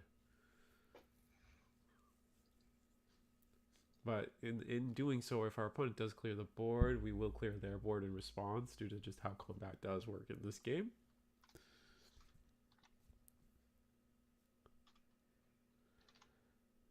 And we're gonna play. Oh, we're gonna play. We're gonna attach Akira to one of our Mobiuses to just buffer up that health pool a little bit. It'll be standing at a total of 4 health here. So the Citizens takes a stand. Doesn't get us out of range of Citizens take a stand, but we did draw into our over and flowing affection, which is probably something we were hoping to see a lot sooner than this. If we drew into a Zaku Char pair, we could potentially clear this board. I guess we'll have to see. And that looks like a scoop. Just didn't see the pieces. All those red commands came up so well. And we had more stuff we can do on our opponent's turn. It's just more pilots, though, I guess. Oh, yeah. So base in life, though. Base in life would have been really good. That would have been too. That would have been. Well, given that the hand was all pilots, and we had a Zaku to pair with the Char there? Because if we clear board, we could have maybe gone through it. But oh well, we'll get to see red again next round. Yep. If we want to hop to table 2 or table 1, got your choice there. Let's go table 2. Yeah, I don't think we've seen these players yet. And we have Wing Gundam versus the Final Fantasy guy again. So this is the green blue, but this isn't the low to the ground rush. Citizens take a stand deck. This is definitely the more mid-rangey, more is trying to ramp a little bit, is trying to get to a top end and some kind of bigger game plan. Our board is scarier than our blue-white player. Our blue-white player only has 4 standing bodies. We just played a gun cannon and attached Sulieta. Yep, and we were able to tap down 1 unit at least with it. And there's another Sulieta. I think I see 3 Sulietas on the field, so we technically have access to so many more resources. Yeah. We're going to attack the Durabald into one of those. One of the units on board is going to... Then we're going to attack into Wing Gundam, I imagine. Oh, we are going to block that, I believe. Or we just attacked into something else. And then now the Durabald into the Wing Gundam. Now we've taken all these super efficient swings and trades. 2 extra resources up means we have the chance of using a command in response. Mm-hmm. So like if we have Witch and the Bride, we can basically soak up 1 more attack. Right. Or in this case, we just play another unit. Yeah, we were going to play the other unit, but we do have Breach with the Rick Dom. That could easily go into something scary. Like, I guess the scariest thing on board, or the nicest thing to clear would definitely be the Perfect Strike Gundam. I would say. Easy Breach there. Get the damage in. Does trade away our board, but that's fine. There's no good attack for our RX-78, though, even with the potential of a pilot to pair with it. We could... Yeah, no, everything's pretty big. I guess we could attack into the Dura. No, everything's at 1 life, which makes it so frustrating, I believe. Oh, Overflowing Affection, or Show of Resolve. Show of Resolve, yeah, the other draw card. See if we draw into something better. It's possible. If we draw into gun tanks, it'd be amazing here. That would be great. I was probably looking for that, if anything. Mm-hmm.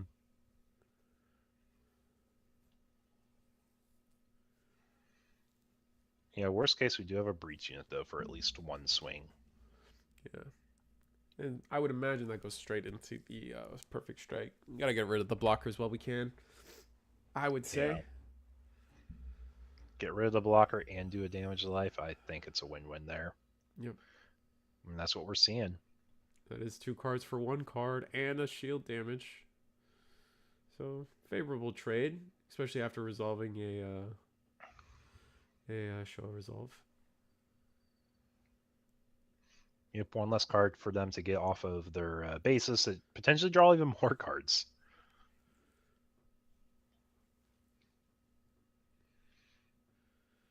All right, what else? What can the rest of your hand be? Is it just clogged with pilots?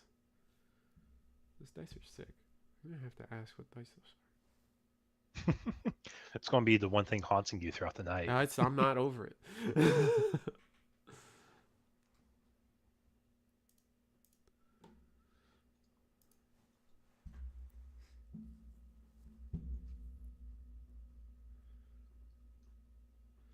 All right, so what do we do? We could. None of these trades feel good. That's like the worst part of this. And I assume we don't have a pilot to make the RX-78 a little bigger. Ugh. Raziel, if we made Raziel a little bigger, nah, doesn't help. Strike Dagger play. There's too much stat on the board for from our white blue player. And all this thinking just makes me feel like, yeah, maybe our hand here is probably just filled with pilots. Yeah, it's definitely one of the weird combinations of cards where it's just you don't have anything better. Hmm.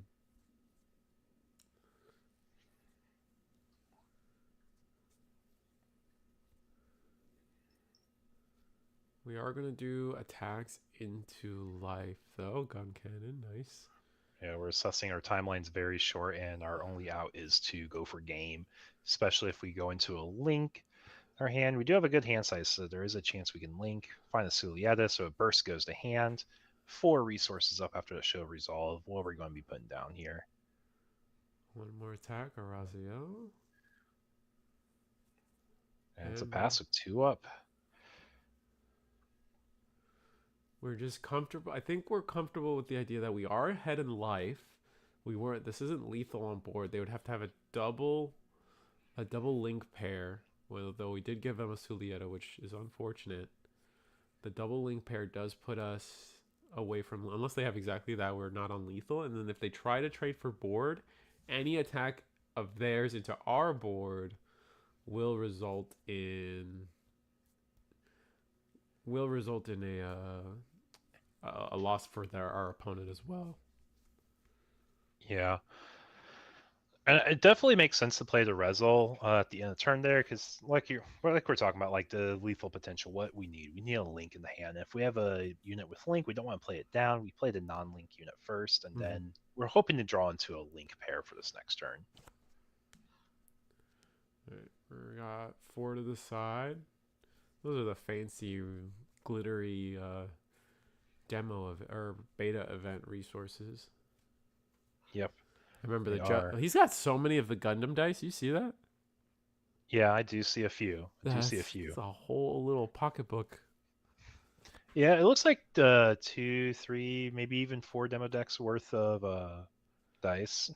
That's what's funny is all the card shops in my area decided to host intentionally decided to host all their demo events on the same day, so you couldn't go around. Farming them all. And I was like, that's heads up. I kind of like that a lot because something like that popular is going to sell out no matter what, so they have no incentive of spreading it out, right? That is true. They want to maximize the most unique players getting into events as possible. Precisely. Then during command timing, intercept orders, get to save ourselves a little bit of damage that could be coming our way. That's one card we've definitely seen highlighted tonight. Intercept orders, close combat.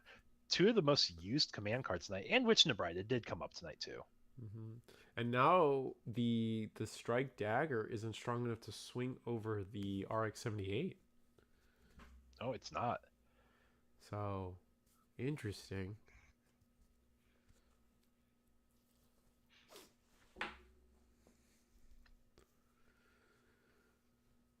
Probably a misplay on the white blue side of things if you think that they're gonna have a command like that, like intercept orders.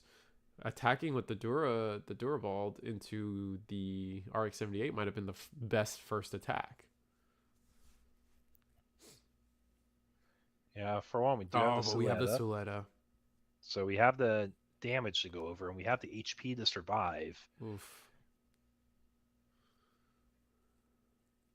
You get the resource back. Thanks to Suletta's basically pilot effects. We play a blocker. And then for 2, we're playing down white base. We're going to be drawing our last life rather than giving them a chance just to trash it. And are we going to be playing another blocker here? Do we draw into a blocker off of the life? That could be really big. It's true.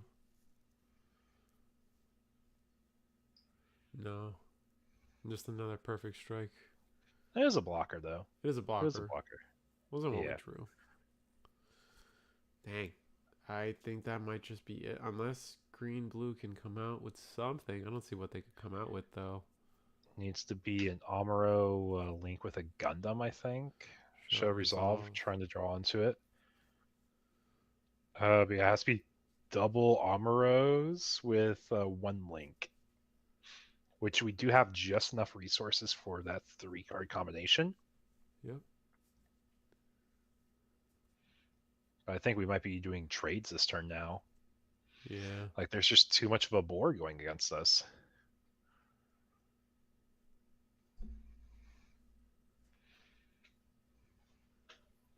Maybe since we knew our opponent had the Suletta, it would have been better to rest the strike and the Duraball and force their only attack into our Gundam be the Duraball, so then it guarantees removes a target off the board for us, so our opponent would be sitting at 5 attacks instead of the 6 we're currently having to face down.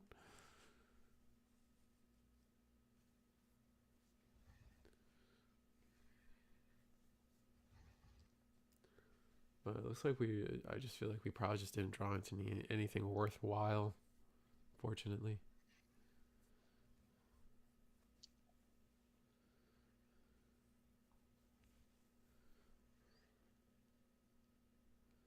Oof, we're just going to attack the Raziel. Yeah, we're attacking the something. It doesn't feel good. It's a trade. Yeah. We're considering blocking. Yeah, makes sense to block. Definitely. We're getting extra resources with those units. Extra resources along with just saving the higher attack body.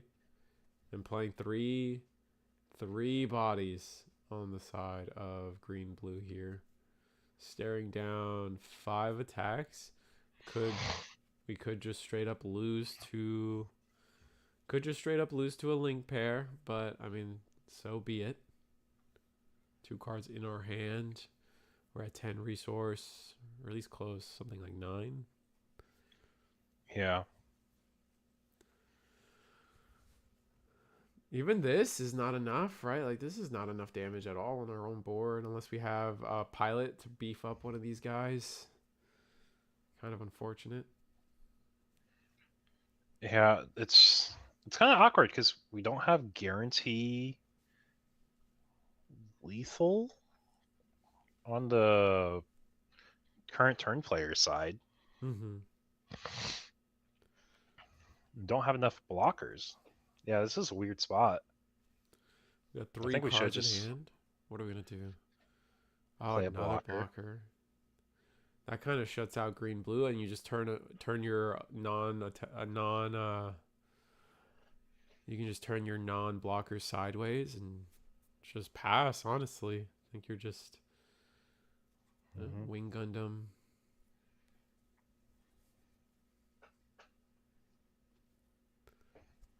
What are we afraid of on the other end of things? Not a lot.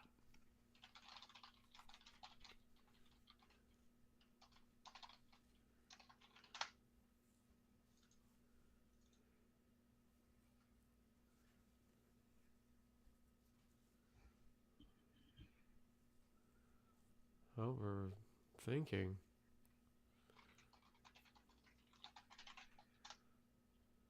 Oh, we're gonna replace one of our units that's already attacked with a white base gun tank.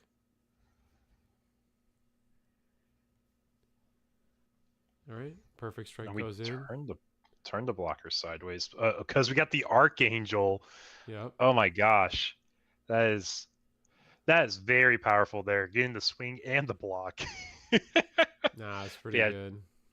just scared enough to not give our opponent too many resources, minimize number of pilots as we were trying to set up for game next turn. So that makes sense. Makes sense.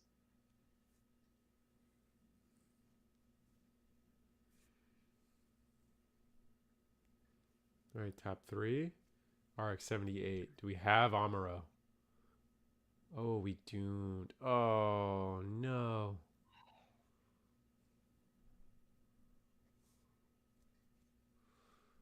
Gonna attack into the base. That's our only real option.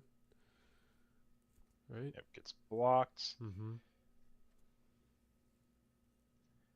I think we're just out of pairs here. No way to link with the current board state. No. There's no good attacks. Had this been an Amuro, I think would have probably changed the game a lot, but fortunately it is not. We do the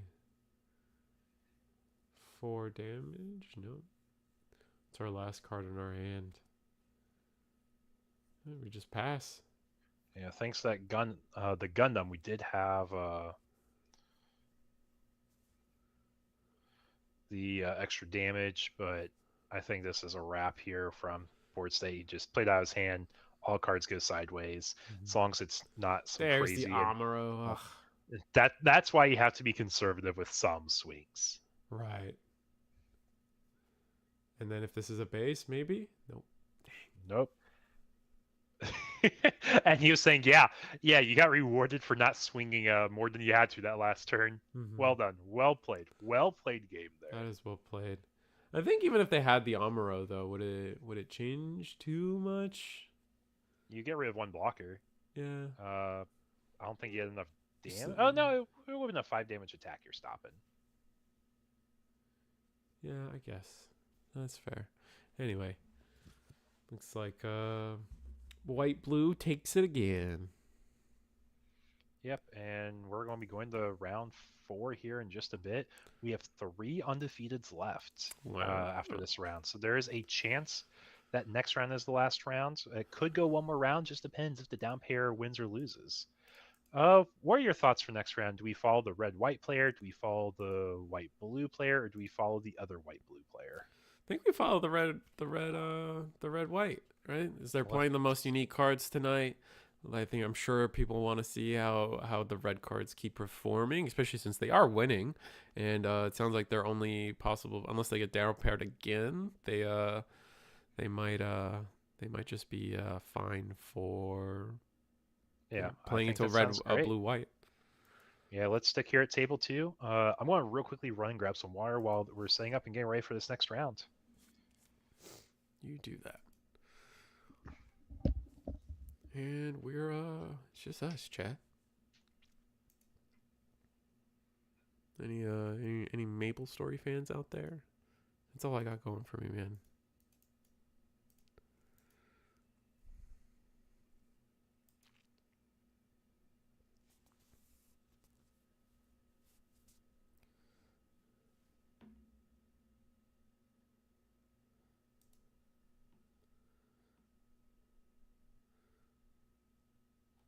Oh, we got the down pair. Oh, we get to watch Mr. Final Fantasy again. So green-blue versus red-white. Interesting. So we have the white-blue mirror in table 1. Funny. Let's see if I could get that on screen for you guys. Yeah, so yeah, look at that. Easy peasy.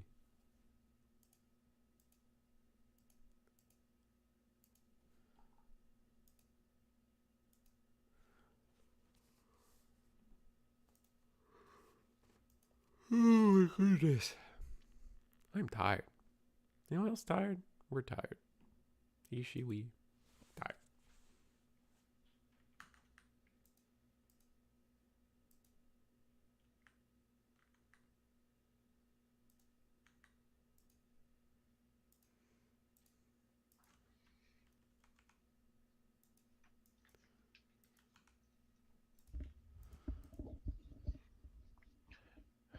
And I'm back.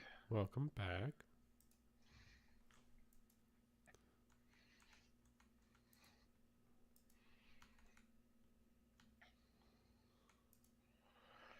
And yeah, so we're in potentially the final round here, or second to final round, just depends on how this match goes.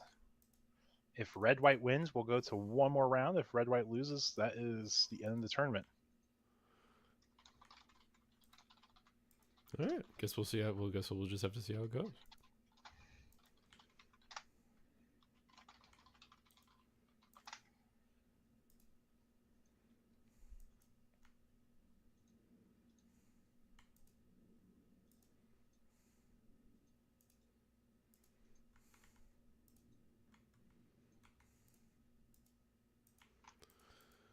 Yeah, We have we have the white blue mirror at the top here, at the in the table one as well. So pretty sure if red white manages to take this, if red white manages to take this, we'll get to see what the red white blue white mirror looks like, or not mirror, but you get my point.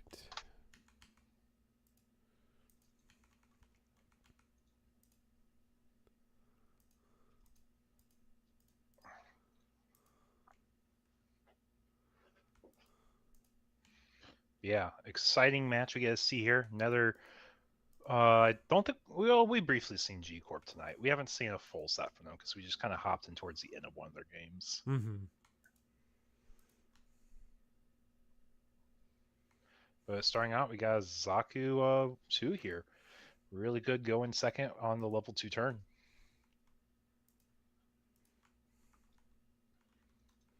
I'm trying to remember, was G Corp one of our aggressive players that we had in the early night? Just like pure blue green? They were the more mid rangey with the top end. We've seen Wing Gundam out of them. We've seen Hero out of them.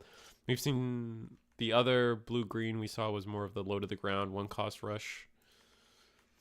Okay. Yeah, just getting rid of that Zaku 2 with that close combat. So good. So good. Definitely gives them the tempo here. Oh, but not sure. Is it fine to shotgun it out as fast as they did? I guess. Yeah, you're saving your EX base. You're getting rid of the highest damage level 2 one cost unit you can. That's fair. I think it's fair. All right, we're gonna RX-78, and then we're gonna play. Oof, that's rough. And then attack straight into the Durabald. Attack into the EX base. Yeah, this one, you get this base. You get this base. And then just repair 2 with our opponent not really being able to answer the RX-78. The RX-78 is probably going to go back to full life.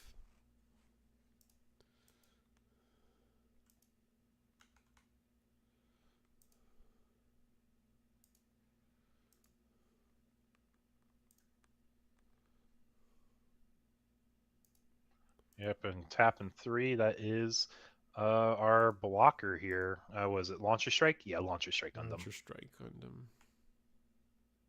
So I think this is going to be a really fun game because I think there will be a chance you see a lot more of the cards shine. Ooh, we're doing a trade probably over the Gundam? Probably over the Gundam. You have to. Is your only way to keep this off the board. Otherwise, it's going back to full health. And because of the Kira, our own launcher, our own Gundam stays safe. What kind of tempo can we pull out of this, though? I think we just send the Raziel sideways.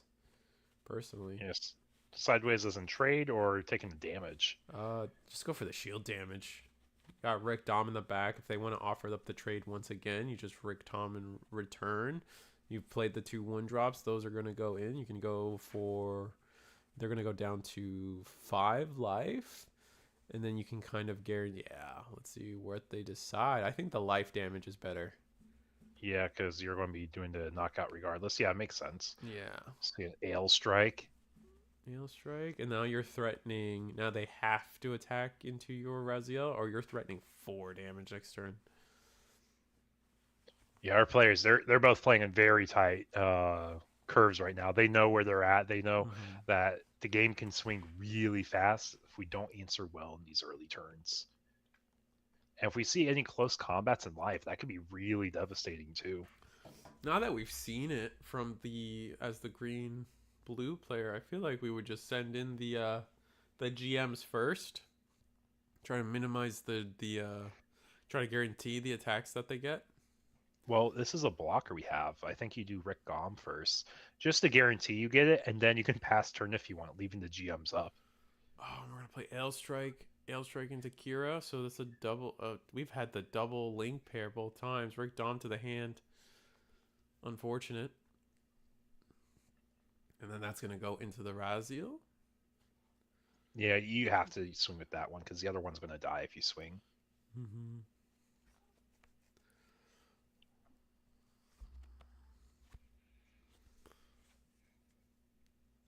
Yep, swing Raziel. We're gonna take 2 damage in that exchange. Yep. Thanks to Kira, the damage was reduced, so we have a lot more survivability, which is something that we said so many times tonight. Like, just always seeing it around us so much. Even in like the quirky blue-white mid-range like situations where you're buffing gun tank up because it just does so much having a 3/3 unit that effectively is 5 attack. Surely one of these GMs go into the launcher, right? Just guarantee guarantee the 2-for-1. I would say. I think that's very valuable. One of my cards takes out 2 of your cards. Play the Rick Dom. Rick Dom comes back down. Would have been the perfect unit to trade with if we could have, but we couldn't have. Playing more units down and passing here. We're acknowledging that our opponent could have a lot of burst effects. We're scared of them. We're going to respect them, so we're not going to swing. If you did, you would have just swing GM that turn and then play everything after. Yeah, exactly.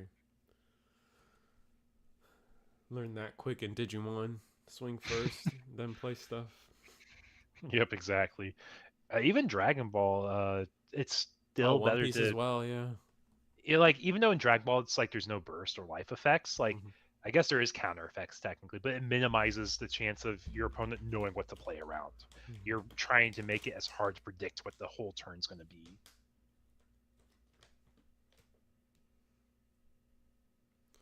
All right, 2. Oh, another command orders. That's going to get rid of the GM. Yep, close combat. Close combat.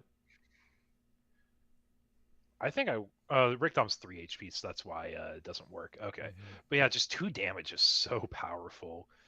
They're throwing a card down, you're getting rid of the card they throw down with a card from your hand. It's like it works out so well for tempo. Perfect strike. Oof. We just thought of a really good defensive hand here with the blockers and being able to chip away at these two health units. Show Resolve. Great card to have wonderful here. top deck. Maybe we can start doing stuff.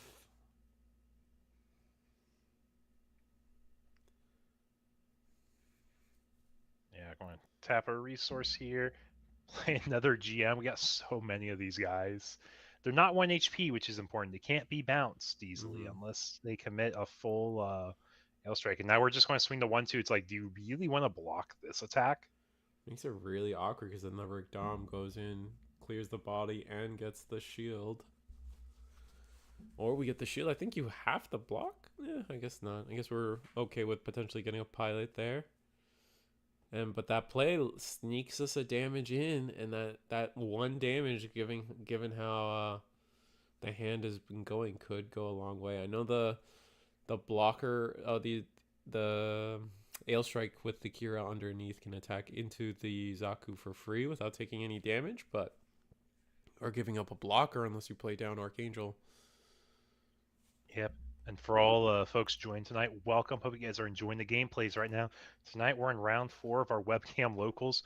The demo deck cards are legal. Red is legal, and I think we've seen every single demo deck card played almost. Like, has there been any we haven't seen yet? We've seen the white card. We've seen the green cards. We haven't seen Blue Giant yet. We haven't seen that one. We have Rulula. Rulula. Let's see. It's another Neo Xeon warship with a burst effect. We haven't seen that. We haven't seen Indignation. Oh, the bimodal pilot that is Neo Xeon. Yeah, that is true. We have not seen those cards yet, but we've seen the Aegis. We've seen the Atheron. Oh, we got the link pair. Oh, yep, get a tap down blocker. And now we have chance to swing into the Ale Strike and do breach damage. I would take that. I think you take that, right? That's 100% happening. That should happen 100% of the time here. Because not only are you answering 2 cards with 1, but you're also doing a damage. But I guess we are respecting the chance of a command card coming in. It's a burst pilot going to hand. Getting our red pilot here, the Athranzala. GM going into life. Oh, it's the base. We haven't seen this yet. So this base is a burst. Deploy this card as shielded hand, then choose one enemy unit with 5 or less attack power, and then deal 1 damage to it. Not quite enough to finish off a unit here, but now a gun tank could potentially close it out if we had blue in our side. But we don't have blue. Do we have any pings? Does the pilot ping? I don't think it does. No, I don't think so. Maybe. I mean, what? Now you have a tough choice. You could potentially. You have 5 life, right? So you can trade into any of the perfect strike, any of the strikes here, or do you just take the base out now? I think you take out the base out right now. You have the life advantage. You have turns to try to claw back the game. No, we're going to offer up. Well, that's because the unit wasn't paired yet. If it was paired, you would be fine with it. But when it pairs, it bounces a unit. I think that's why we did that. Oh, I see. Yeah, because I was just thinking, I'm like, yeah, it would make sense. You have the GM that can swing, get rid of the last life. So if they play a base, they're not drawing a card. They're going hand minus. They're getting a shield. But I think that makes sense for board tempo. You're also repairing at the end of turn. Yeah, the repair does matter, and I think you just attack into the base here. Yeah, just get some damage in. Rick Dom math. That's what we're caring about. Exactly.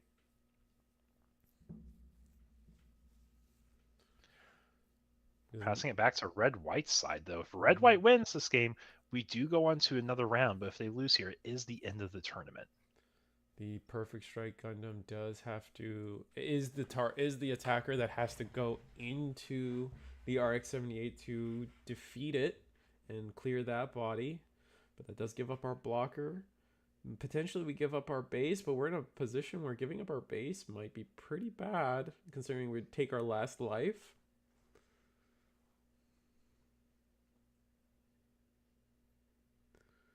Guess we'll see.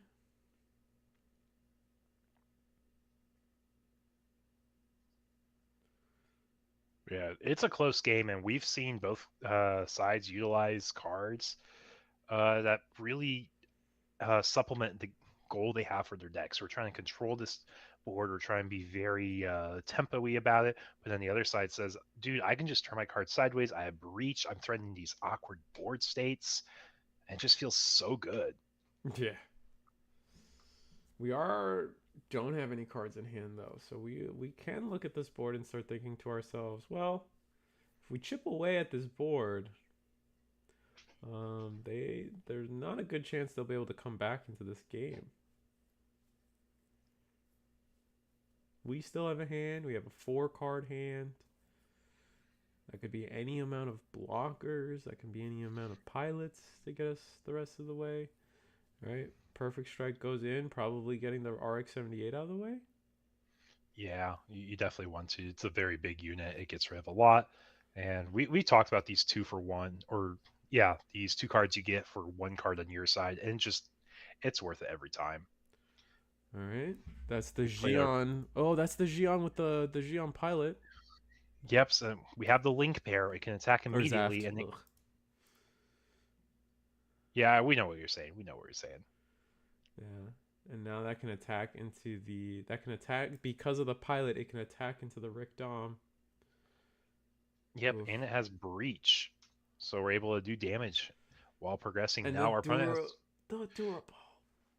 our opponent just has the GM in hand and the Zaku too. We're tapped out. Red White might be able to come back here. It was looking really bad, but now we just have a really strong board setup. We're able to attack our opponent's standing units. They just keep throwing down. Thanks to that pilot, we're able to attack again and breach over one of the units our opponent has down here. And we're starting to turn our cards sideways. We're saying, you know what? We're not really scared of anything that comes out of your life here. That should be swinging over Intercept one of your orders. opponents. Oh, that should have swung over one of your opponent's units. I can't. You have the pilot. I think it's wind paired. It can attack. Oh, you're right. You're Yeah, right. yeah. It's wind paired. My apologies. It's not like Wing Gundam that just does it. Yeah. Oh, and we're gonna end the turn with 2 blockers. That's just gonna be game. Wing Gundam, bird mode hits the stage, getting us back in the X resource. But I think we've tempoed out too well. And Yeah, we're being lethal this next turn. Nothing saves us. No amount of pilots, so we are gonna go to a round 5. Yep, And there's guaranteed the Shenlong. round 5. And yeah, there's the fist bump. That's the GG. Oh, Red wow. White making it to the finals. Wow. Say this has been super eventful. I said there's only 2 red decks tonight, and I'm looking through. I'm like, oh, this I wrote this as white red on the deck list form, not red white. I'm looking for red at start, and I just barely missed. Big difference. Big difference. Yeah, white, red, red, white. They're very different decks. Let's dip over to table 1 for the rest of this round, so we can just have something. We'll be here. We'll be here next round, anyways. Exactly. I think it's gonna be red white versus blue white coming up. But definitely, I guess we'll see. Pretty healthy on the Cowboy Bebop side of things. Start playing a ton of blockers on Wing Gundam side of things. That comeback was pretty fire, Grayson. I agree. Yeah, it did look really fun too. Like just the fact that your pilot goes with Ale Strike also is so cool to me. It's one of those tiny little synergies where like it's a level 4 higher pilot. We can bounce something if we really have to, and its stats are really good too. Like it's a 2 HP pilot. You don't get too many of those. All right, we're gonna play our white base, take a life, and then probably spawn out our own gun cannon or gun tank.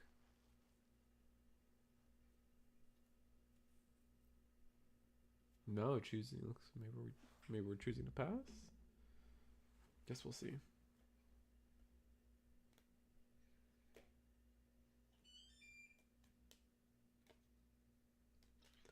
Yeah, I got about 10 minutes. 10 minutes left in a round, give take, and a lot of the players are pacing really well tonight. Yeah, absolutely.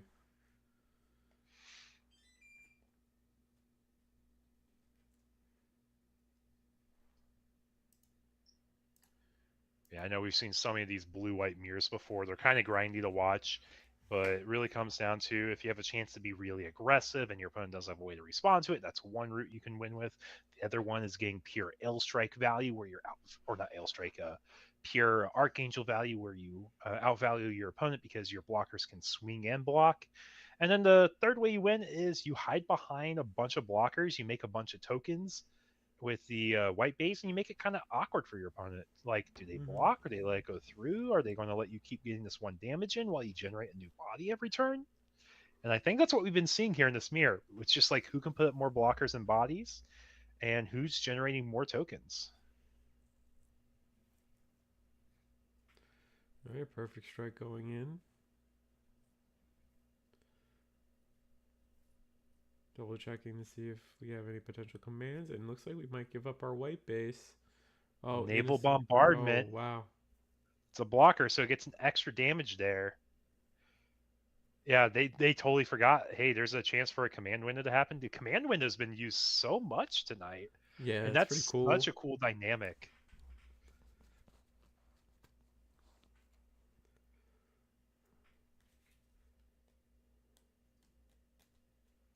All right, so what is our response?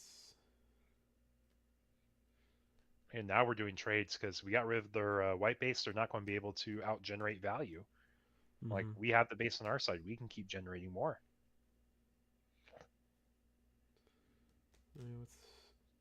We do have a hand, though. I think our opponent, our Gundam side of things, doesn't really have the best hand economy. Probably like 2 cards, if not 1. We have slightly more than that. Oh, there's the Kira, but taps the 2 HP unit or less on pair. What else are we gonna do? We got Archangel potentially, so like the launcher can attack into the base. Looks like. Oh no, we're just gonna trade Perfect Strike for Perfect Strike. All right, launcher into Strike Dagger potentially.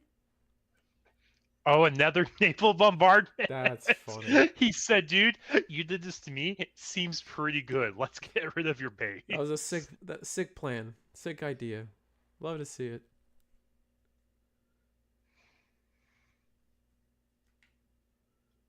And then we get to play our own Perfect Strike. Wow. And then we're gonna play a gun tank alongside it.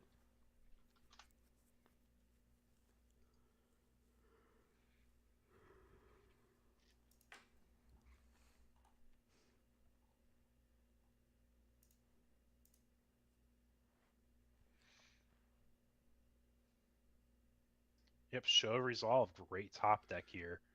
We're able to keep our hand size up. We've been fighting. We've been grinding hand advantage back and forth. And one side's all in, basically, just saying, hey, I have to win with what I have on board. And the other side's just able to get a little bit more value. Staring down, we have, I believe, 3 life on our Gundam playmat side of things. Staring down 4 attacks. It's kind of scary. Oh, yes, we call them by the playmats. I forgot that. Oh, yeah. For anyone in chat listening in, and you're like, man, why is he saying Wing Gundam? There's no Wing Gundam on board. It's because it's the playmat. It's the player's name. The player's name is Wing Gundam. Yeah. It's more fun that way. Honestly, I resort to the actual canon as to why I resort to that sometimes is because when you start OBS, Discord goes into a streamer mode that hides all the names of people. So it's like a privacy filter in case you like put Discord on stream or something. And so it like all I see is dots for everybody's name. So I started just calling everybody by their playmat.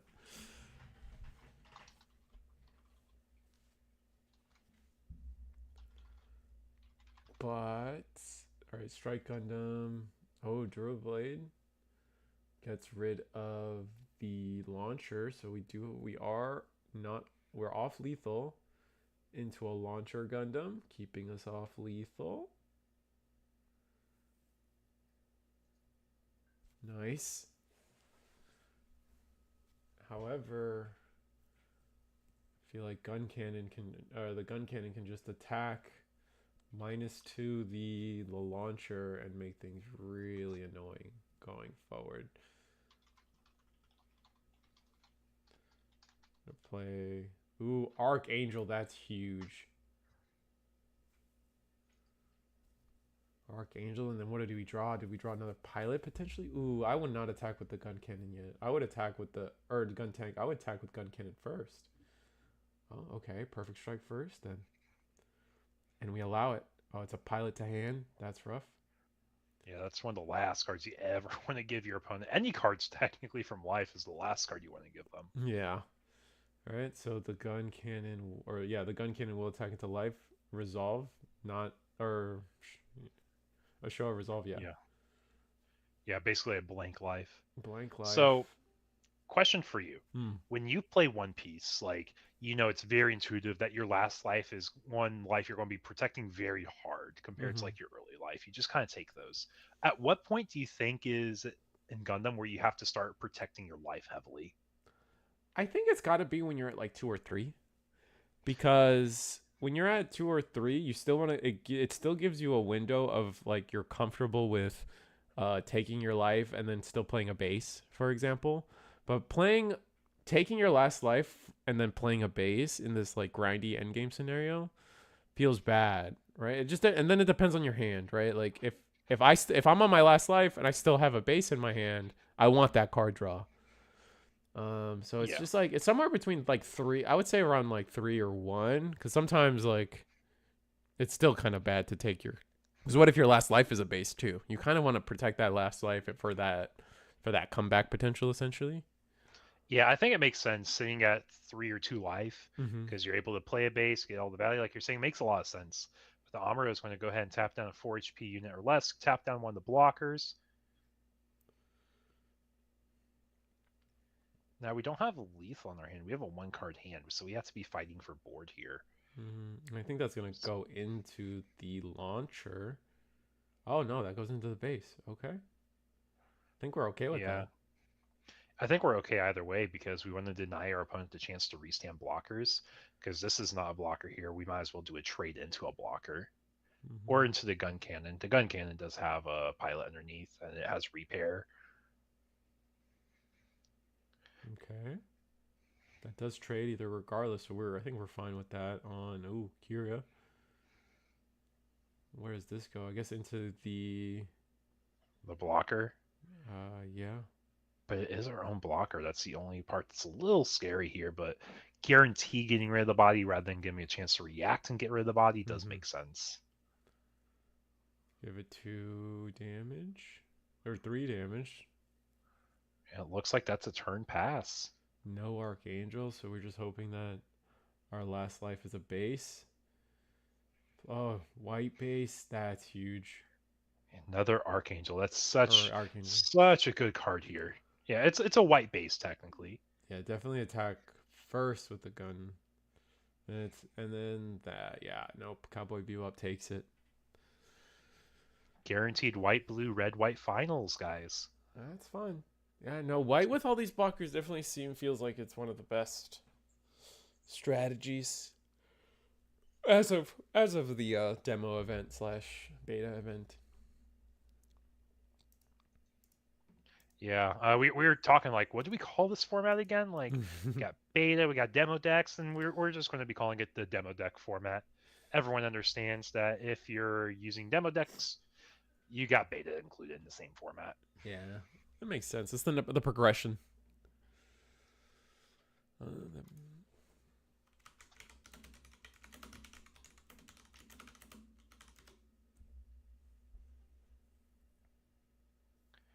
But yeah, now we got a little bit of time before we start our finals, though.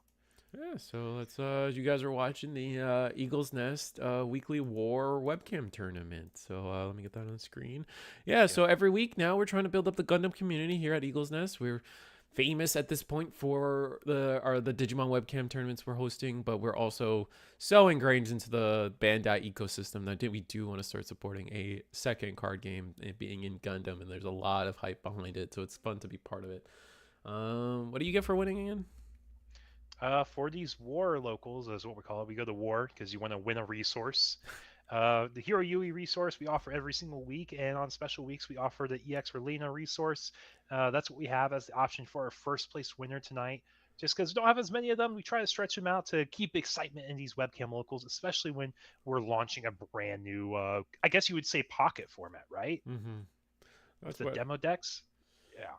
Yeah, it is fun. It is funny to get it is funny to get like a mini update into our weekly webcam tournament meta game, right? And we're already seeing it speak volumes with red white taking at least in the finals here, showing up for sure. Red white and blue finals, America. Yeah, pretty much. But I'll be also interested once we start getting weekly weekly spoiler reveals for what's in the set.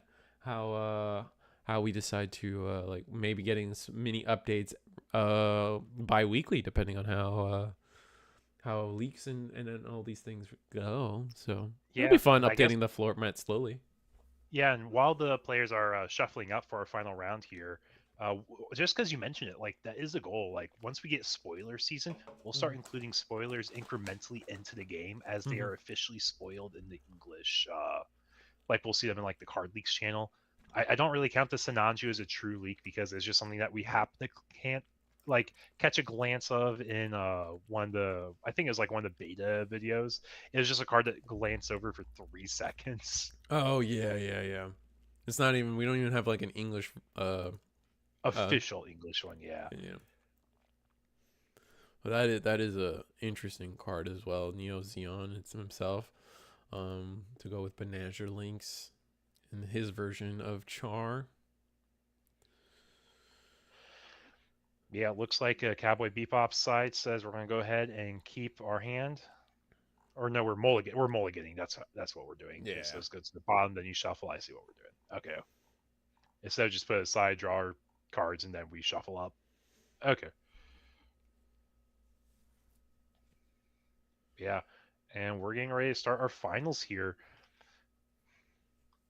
Yeah, really exciting night. Got new stuff we get to show off. The players had lots of strong innovation, deck building. Hope you guys are excited to see how this shapes up. And if we haven't shifted back over to our webcam camera point of view, we'll get that shifted here in just a second. Hey, no worries, man. No worries. Round 5. Yeah. And perfect timing because we just started our turn. Resource draw for turn, probably a pass. Yeah, there's not a lot of good one drop plays for white, and like there are one drop plays for blue, but like most decks aren't trying to run those, right? We definitely care more about Strike Dagger turn 1, turn 2. What is your take on using up your EX resource? Like how long do you sit on your EX resource? In beta format, it definitely is around that level 3 or not the level 4, level 5 turn. Just because that's where you really get the advantage of having the extra level. But sometimes if you can curve a little better, going into 6 resources, you might use it then. Strike Dagger does take out our opponent's base. And we're gonna rest 2 and play our own base. Replacing our own base. How do you feel about that? That means our hand's probably very low card quality, or we just know we're losing it anyways. So we might as well be efficient with our turn. We just don't have the unit draw a card anyways. Plus, if they trade here, or we trade, we can get a 3/3 token on this next turn, and that's pretty good. That's true. I guess I did fail to think that this does generate us bodies on board every turn. With 4 resource, what are we really looking at? Not much. Only level 4. What do we got? More rushing. Play our own base potentially. Rest 1. That's a pilot. No, it's our Archangel. So we're gonna attack into the base and potentially unrest ourselves. It's not blocker though. I think we're just running it to draw. Oh, okay. Our card quality also. Sandrock. Draw a card, trash a card. We like consistency. We like seeing our good cards. And now this is we pitch and we show the Mobius 0, I believe is what that card is. Yes. Something like that. What is this? Isn't. We're putting the 3 damage on the base because we just acknowledged like we might as well get the damage on the base if we do the trade. You're going to trade and then make the 3/3 token anyways. So yeah, so there's that trade. Here comes that 3/3 token because it's the most cost-efficient body you actually get in the game right now. You get the RX-78 token on board. Tap 2 more, probably another Strike Gundam or Strike Dagger or Strike Gundam itself. Yeah. Face to face with a Strike. Yep, it's our other cycle. It's our other cycle. This is like a beautifully curved out turn. We got 2 3/3s on level 4. I don't think you can max out stats any better than that in the game. I don't think so. What do we do? We can take out the base at least. Stop our opponent from generating more bodies. That's probably worth it.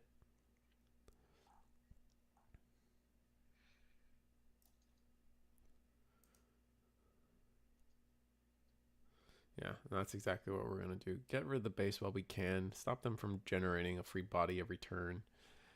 Yeah, but we do have to do something. We are tapping 3. We are at level 5, so we're at 4. Get our strike launcher and pass the turn, looks like. Yeah, so now we're going into our next turn here. We're level 5. What's our curve here for level 5? Oh, in blue, we're thinking like MA form is one of our biggest level 5 units we could play. At 5 resource, we can always Amuro Ray plus ARC 78, either version. Perfect strike. That's fine here. We're probably not bouncing 1 HP units because I think our opponents built the deck pretty well around it. On Armoro, we're going to tap. Now, are we going to be... We got 3 attacks, so we use the token, get rid of the 3/3 body, because as soon as the token bounces, it fizzles away.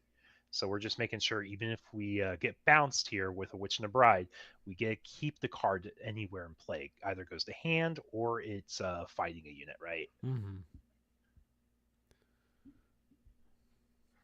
there's another Archangel. Just because we had an awkward curve here, we might as well draw a life. Got 5 HP instead of 1 HP on this shield.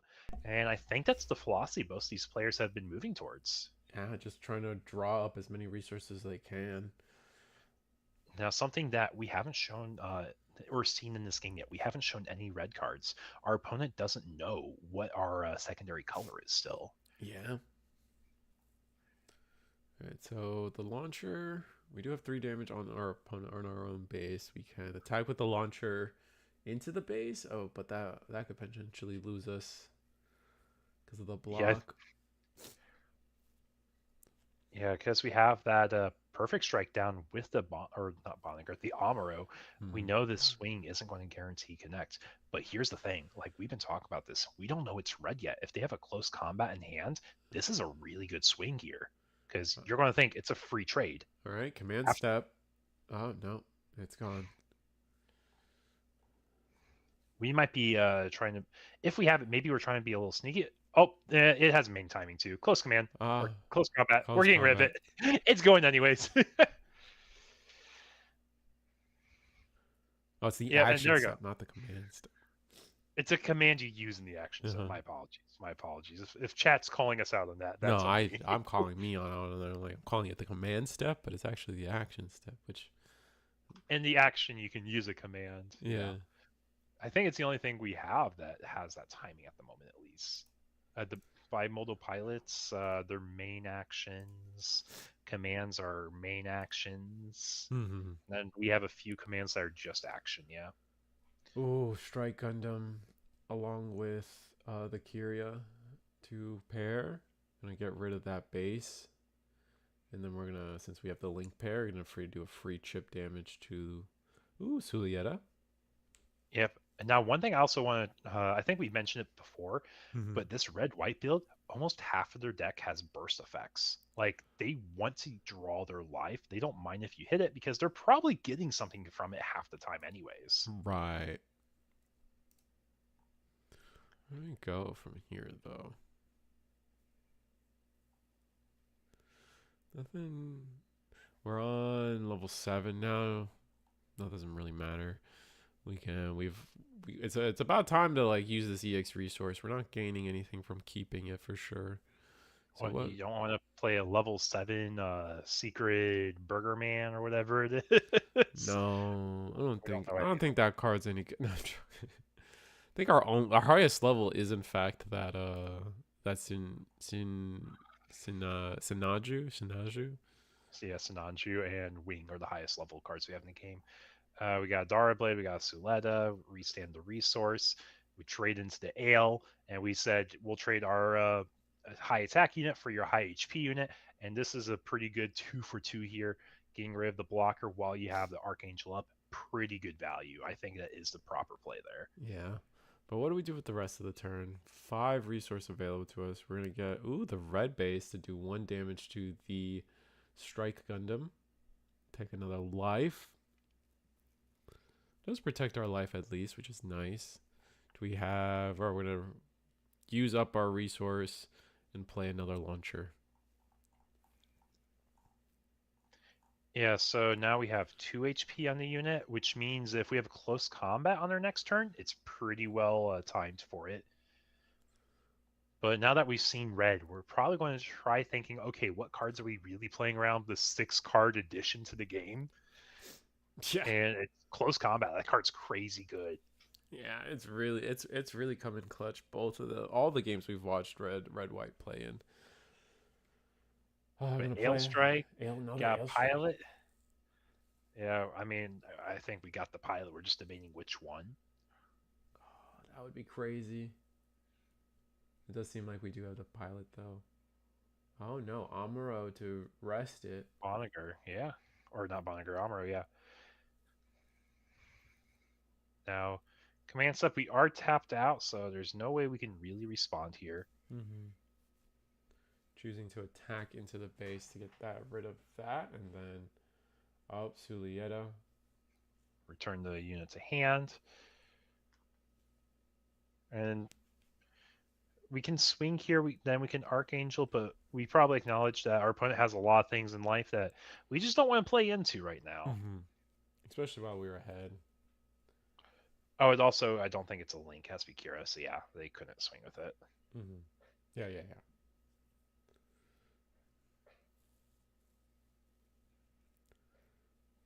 All right, so 1 for Archangel. I think our red-white player has done most of their life damage to themselves. Yeah, but we're forcing them to do 5 damage attacks rather than 1 damage or 5 or less attacks, right? Yeah. Like, we're just always drawing a life, we're always replacing our hand, we're always cycling, we're maximizing our defensive value here.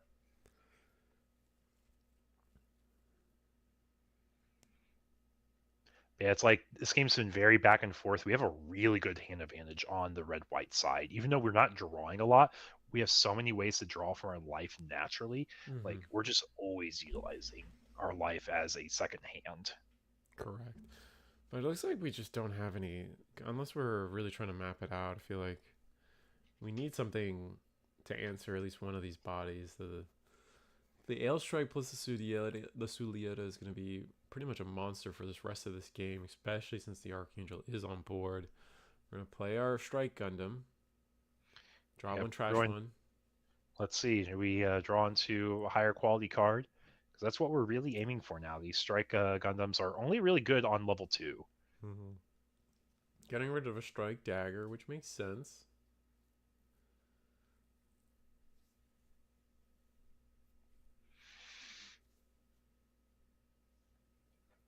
Right, 3.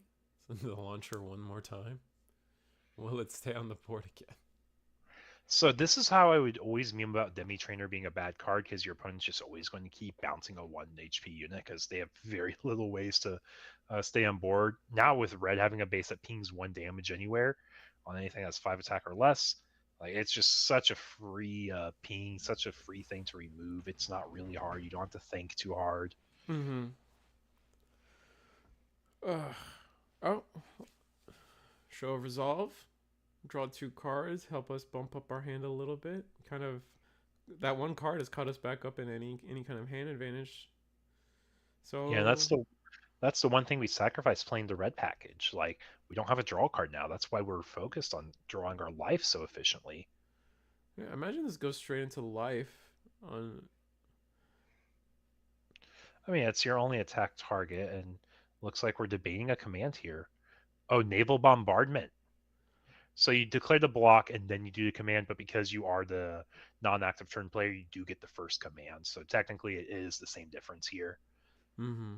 But if your opponent had like a witch and a bride, you could bounce it before you take the damage. Oof.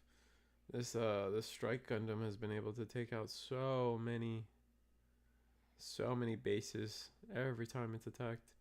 Now we play an RX-78 and our own launcher Strike Gundam. And I think we've just We've managed the tempo on the board so well. Red just hasn't been able to play any of their red cards, honestly, other than the base. Haven't seen. We saw close combat once, I believe, but Saw close combat once. We've seen the base once, and we've seen none of the other red cards.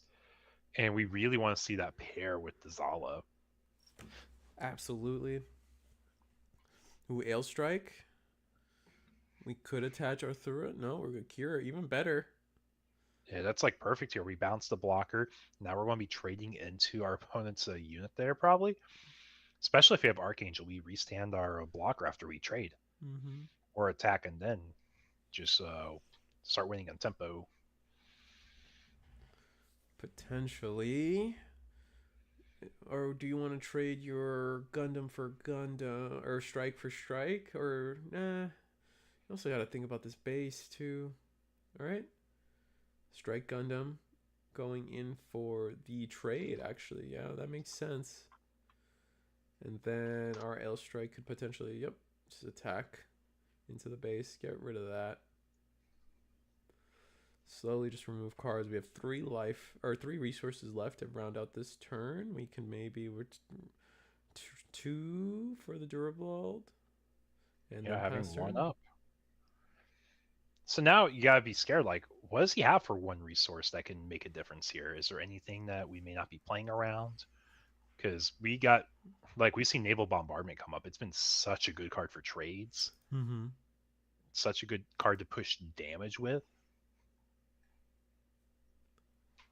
And like, you see one, now you're going to think about seeing one for the rest of the game. But we've seen so many show resolves. Holy Wow. cow! There's It's our another second one. one. That's huge. We just have so many cards in our hand now. That's crazy. Yeah, do we have more than 10 in hand? I don't think we do. Sulieta will make any. Oh, that's gonna be nice to try to trade into anything here. We could we don't. We're actually not We strong do. enough to We get are. over we are to get over Yeah, L Strike. RX gives all units +1 attack while paired. Ah, Yeah, or during pair is the technical term. busted.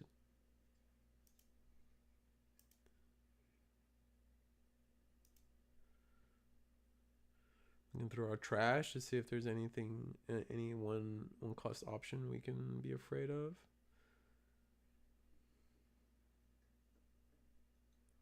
Is it worth it though? Because you would lose your only body on board.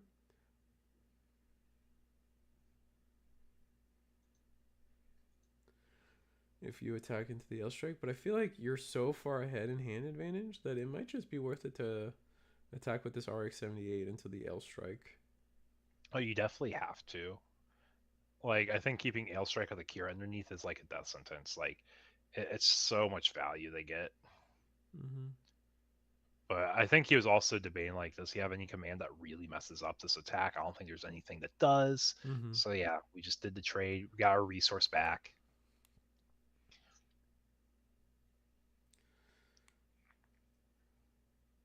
All right, 4 for Ale strike. Wow, do we have the pilot too?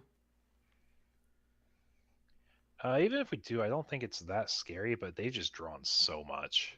We do have the pilot. I think that we just oh no, just the gun tank. Yeah, might as well tap out. We don't have any better use of our resources. This card doesn't matter late game. And we'll see what our opponent can do. 3 cards in hand.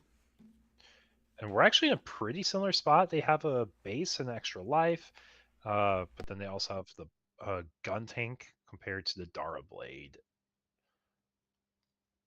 A gun tank in the Ale versus the one Dara Blade. So it is a little bit favored towards blue-white right now. We do have a pilot here, so we can do this swing, and our opponent doesn't really want to block because we reduce their attack, and we get to attack over them. They don't attack over us. And we're just playing out our hand here, saying if you have a link, you have a link. If you don't check a base, you don't check a base. Yep. And I kind of just have to play for. Oh, we do have a base. Rough. So now we're guaranteed a blocker on top. Did we get another show? We got a show off of our life there. Yeah, 3 show resolves. I don't think most decks can. I don't think most games If you resolve three show of resolves, I think you're probably gonna win that game. Durable with the Sulieta pair, just attack into life 3 times. Wow. Ooh, it is a There's base though, base. but ugh. They played around it as well as they could. Yeah. As a command that can respond to the board. Is No. it Witch and the Bride? Dang. It's not Witch and the Bride. And Oh. that's the game. That's our finals. White Blue taking it again. That's But crazy. barely. Yeah, we're just talking like if it was the other way around, it would have been so much better. Getting 3 Oh. show of resolves, such a big variance difference though. Like even though you build your deck so you're drawing your life from its burst effects naturally, it's just you don't have anything to do about it. Yeah, man.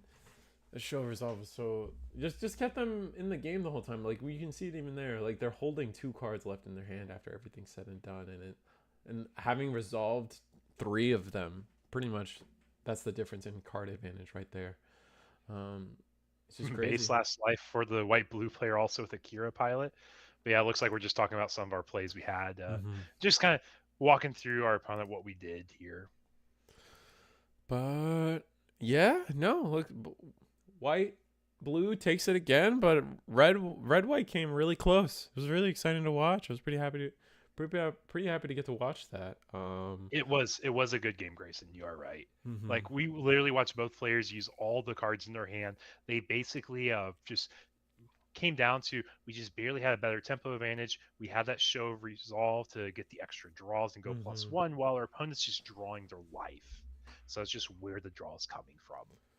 Yeah, but that's gonna be I hope you guys had fun. That's gonna be it for us tonight. Got a Digimon con thing to watch or be a part of, so we gotta get moving on to that for me. So I hope you guys had fun. I'm gonna sell it out real quick. This you guys have been watching the weekly war tournament for the Gundam card game webcam tournament here at Eagles Nest. We'll figure out a way to word that better. It's our war. Weekly war.